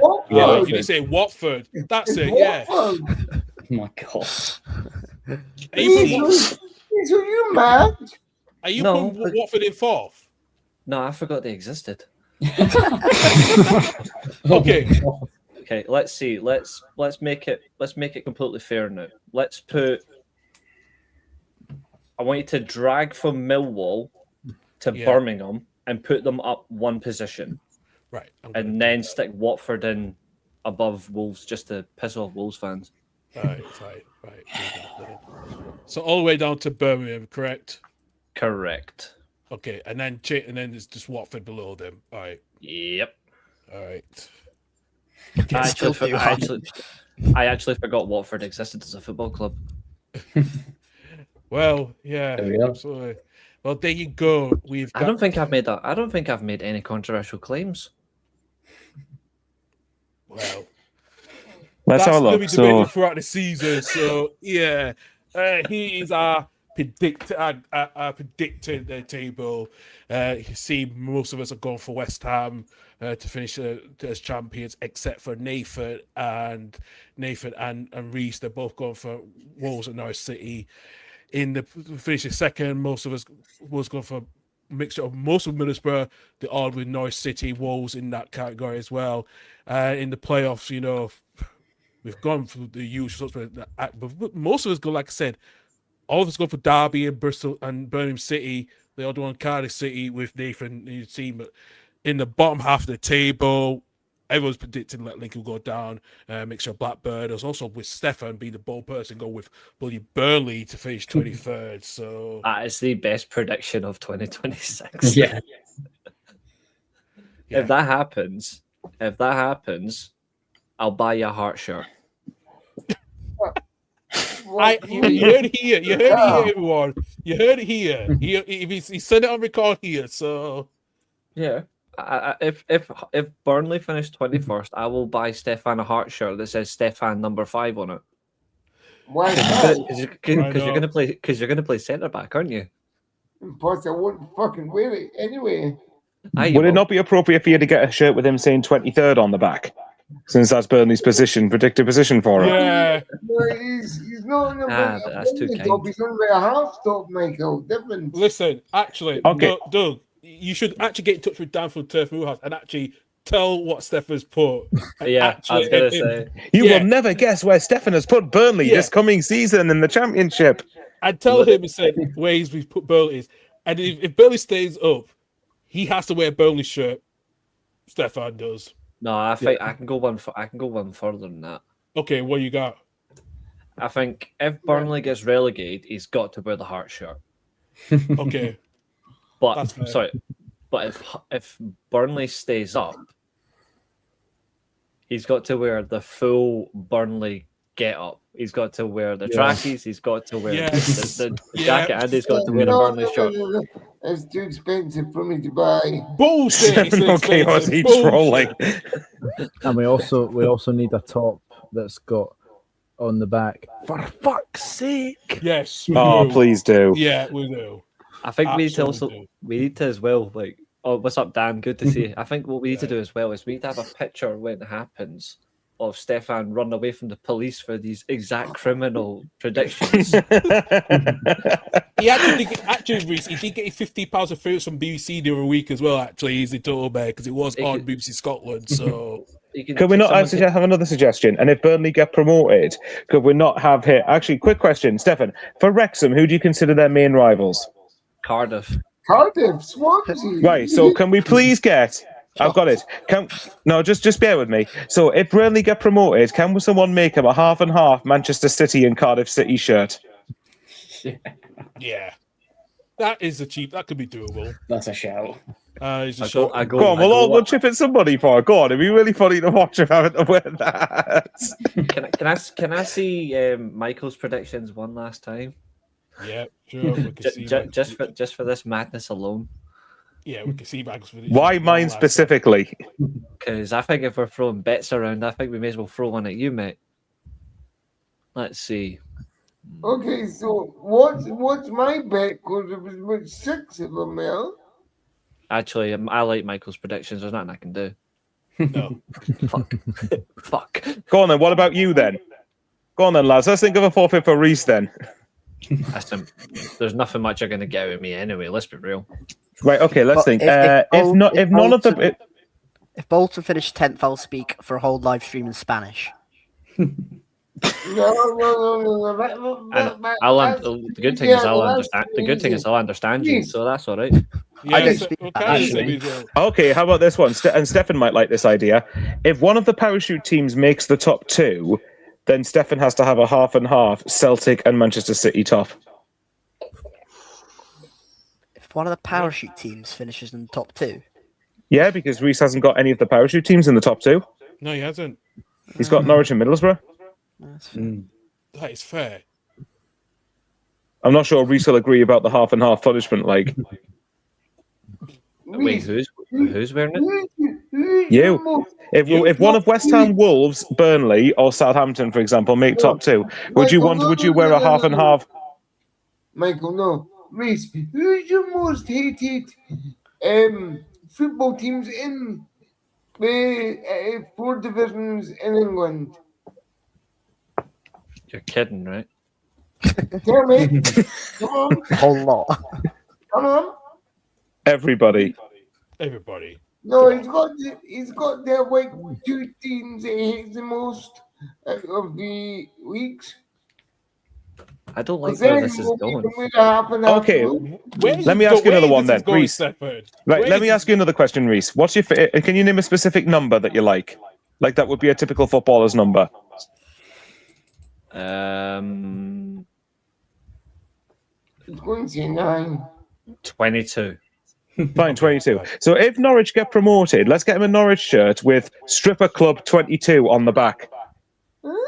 Sorted. Right, sorted. Already ordered. I actually can imagine Reece proudly rocking that up in Scotland, going, yeah, that's right. I called Norwich a stripper club and I tipped them to get promoted. Look at me. Look at me making like bold predictions. Yeah. To be fair, I'll probably get mistaken for a Man United shirt anyway, so. Oh, actually, we've said already, and we've not even started this season. Oh, can you imagine that? 5 minutes into the kickoff against Cardiff. For fuck's sake! That was too easy for Cardiff, and we're 4-0 down at half time. If Cardiff scored before getting that flight, right, I'll be fucking amazed because I will probably listen to that, when I get that plane back from Toronto. So it'll be fucking amazing. But actually, I like to say thank our new panelist Nathan. We'll see you again. I won't see you next weekend because I'll be away as I'm going to be getting married across the pond. But Doug, thank you very much for joining us as well too. But hopefully, Doug, will see you again most of the season as well. You're welcome. More than welcome to be on, Doug. Yeah, would love to. Thank you. No, I've really enjoyed tonight. So no, thank you very much. Right, we'll let you two go and listen. Have a good week, and I'll see you guys. Yeah, the week after. So yeah, you're outside. Bye. enjoy On that. Friday. Take care, Bye-bye. everyone. Visual Take soon. care, Doug. Take care, Bye-bye. Nathan. All right. Thank you to Doug and Nathan joining us as well. But before we go, guys, we'll finish off as well. Like I said, yeah, that's gonna be interesting. What Reece does that bet with his triple club in the back. Actually, it's not a bad idea. Go to a proper club. And just ask them to wear it. And you see, Reece, you've got a clear bet. I don't know what mine is because there was about 6 of them there. So he's have not chosen a full one yet. I honestly would recommend you go with a Man City and Cardiff half and half shirt for Stefan. Nah, make it free. He's got to include hearts. That's a better idea. I like that. That's a better idea, actually. Do you notice how Stefan's lips just pursed there? He went like, Yeah, I know. Look at his face. Look at it. He just, yeah. Stefan's Oh. like, Michael Bowers, I fucking hate you right now. For fuck's sake. Nah, that's the face. That's the face he makes when he watches Hibs play football. Yeah, true. Half Liverpool, half Cardiff City. Yeah, actually, I like that. That's one of the few I can agree on that one. Yeah. All right. Yeah, that's better than mine. Oh, I can top it. I can. Go on, top then. it. Half Liverpool, half Cardiff, but it's got a printed Hearts player of Carl's choice on the back. No I fucking like that. way. I like that. Oh, yes. Thank you, Reece. I think I that's like a clear that. winger, given Stefan's reaction there, mind. Even No, your dog Reece. And whoever that dog is, clearly agrees. That's Stefan's dog. Shit. Salute the dog. See, they agree. Good boy / girl. I don't know what gender the dog is, but there you go. It's Maisie. Don't get it. But what is this conversation turned into? I thought we were talking about the championship top scorers. All right, Annie, Well, do you want to go back to the conversation when me and yeah. Carl were going? Let's kidnap Annie and take him to the Memorial Stadium instead. Right, Okay, right, you're right, lucky yeah, to be dead yeah. there. Yeah, I'm not that's right. yeah, That's we'll a not go true down that update rabbit there, hole yeah. again. Aye. Oh, Can don't we hate move But yeah, no, but on a serious note, it's actually great that the championship is back now. It's been obviously when you get to the summer, it's nice to have a bit of a break from the football. Well, obviously we had the World Cup, so not a full break, but now that it's back, it's like, you know. Sorry. Don't talk about the World Just Cup. listen. We accept it, Andy. Even though we don't talk about it, but just listen. The best thing was the Argentines didn't win the World Cup final. Okay, that's the same. That's the only saving grace that we have. Those words Well, came the out of your Argentina mouth, didn't not win. All I'll just say is, Fernandez. These two, these two are the main all I'm going to antagonizers. say is England. Yeah, well, either way, but no, I'm looking forward to the season coming back again. Yeah. You know, and I'm sure Carl will be looking forward to doing the 20 podcast with Doug. So yeah, that's how you know football's back. Absolutely. And and for Annie, what a better way to introduce it than Bristol City 0, Walsall 1. So Oh, starts on Friday night, folks, and goes right through to Monday. Yep, have to it mention does that, as well. And like I said, yeah, I won't be on next weekend. I said I fly over to Toronto. If you Listen, oh, how dare you have a life Bastard. outside football? That is Bastard. shocking. I am Bastard. self-employed, guys. There's a difference. So I do have a fucking life because I'm self-employed. If you There's a do not do, difference. if you do not do what I said to you before we went live, I will be disappointed. Eh? What's this? Sounds Huh? ominous. If he does not go into the American border and say the rights are behind me, there's none in front of me, I'll be disappointed. listen, I'm right? not touching this with a barge We're not going to pole. bring politics we're into not this, touching are that we? part for, right? I'm not Right, touching this Reece? with a barge pole. Yeah. No, I'm not going at this subject either. No, we're done with that, Reece. Forget that, okay? Let's not do anything to do with the colour orange or the person who happens to be running to be president of the United States of America. Let's just stay well away from that topic. Thank you very much. Guys, I'll set the stream up next week. We'll be absolutely fine. That'd be That's one great. positive. I think I have to agree with Doug there. I think they're the only two. That's a I good think shout. Yeah. I wouldn't say. I think Adam Armstrong's not a bad bet for that either. No, Armstrong's in that, and I think that Potnick, if he stays at Swansea, he's in that category. I think Smodix, if Blackburn decide to sit, actually no, he's at Derby. Never mind. Smodix may have a good chance. Yeah. May I say Laurent Tolai? Sam Greenwood. God no. Oh, He's a Sunderland boy, isn't he? Yeah. Yeah, At Championship level, he's all right, to be fair. he's all right actually. Yeah. He scored a free kick against Newcastle. I'm sure you'll be happy to know. I do Yeah, have well, another. I have no prediction idea what for you're this one. talking about, Annie Harris. I Totally do have not another happy at prediction. all. I'm going to go with Steve Clark to Wrexham, What are we talking about now? Manager. their next manager. Oh, okay. We've gone on to that, have we? So we're going back on. Stefan's going to get rid of Phil Parkinson and appoint someone else that Stefan clearly isn't a fan of. No, I think this absolutely stream's got a bit tangential at points. doesn't Oh, matter. Jesus. But Jesus Annie, Christ, let's be Doug. honest though. Is that not expected at this point on this podcast? I Yeah, know we're not that's going a to good be point, yeah. professional for the first few shows, are we? Come on. Yeah, no, that's a good point. No, no. And come on, Right, we've got That's a good we've got point. Reese on the show with us, Annie, as well. Come on, that's just a recipe for carnage.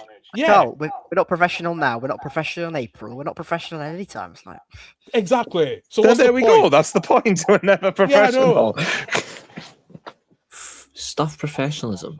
Thank But I will you. say to be fair, but like I said, I will applaud Stefan for putting his neck on the line, saying Burnley will do a Leicester and go down twice. If that actually happens, he deserves all the respect in the world for calling that early. And I he has to thought be at Hearthstone. Millwall missing the playoffs was a bold shout. And then you hear Burnley going down. Mm, I mean, I've got Wolves to finish 12th. That would be funny. aye, well, there you go as well.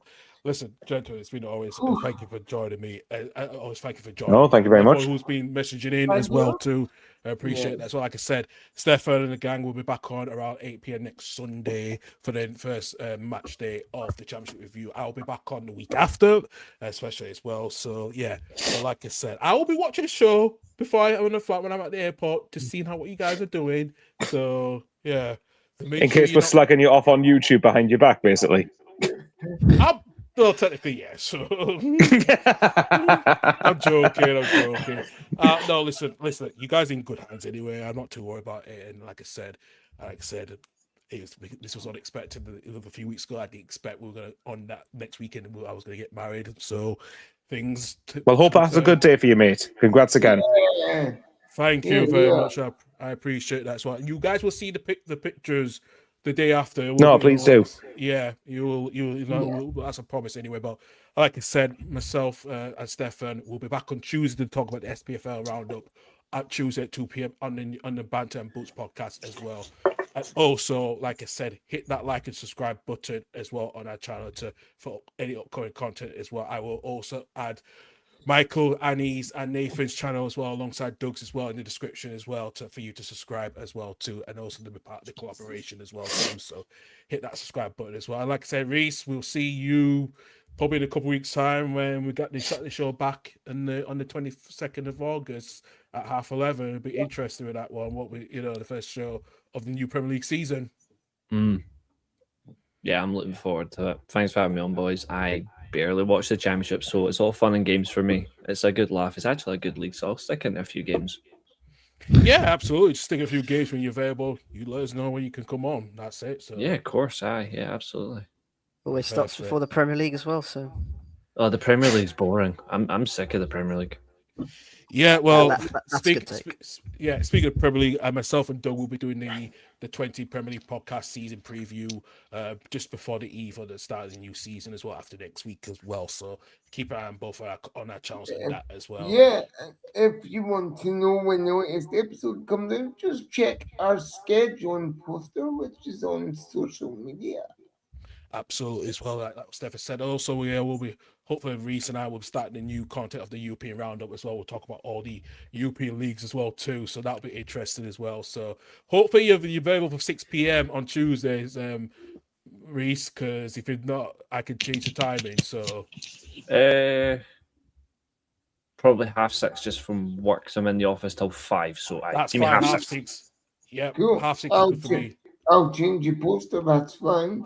Thank you very much, Stefan. I appreciate that. But like I said, thank you for everyone for watching in. And listen, have a good week. In the weekend, just not long to go now. The new EFL season. It starts on Friday as well. So yeah, it's huge games, and hopefully Stefan will be happy if Cardiff don't beat Wrexham. But yeah, we'll see. It'll be But he's funny. going to be in for a whole host of ridicule if they do.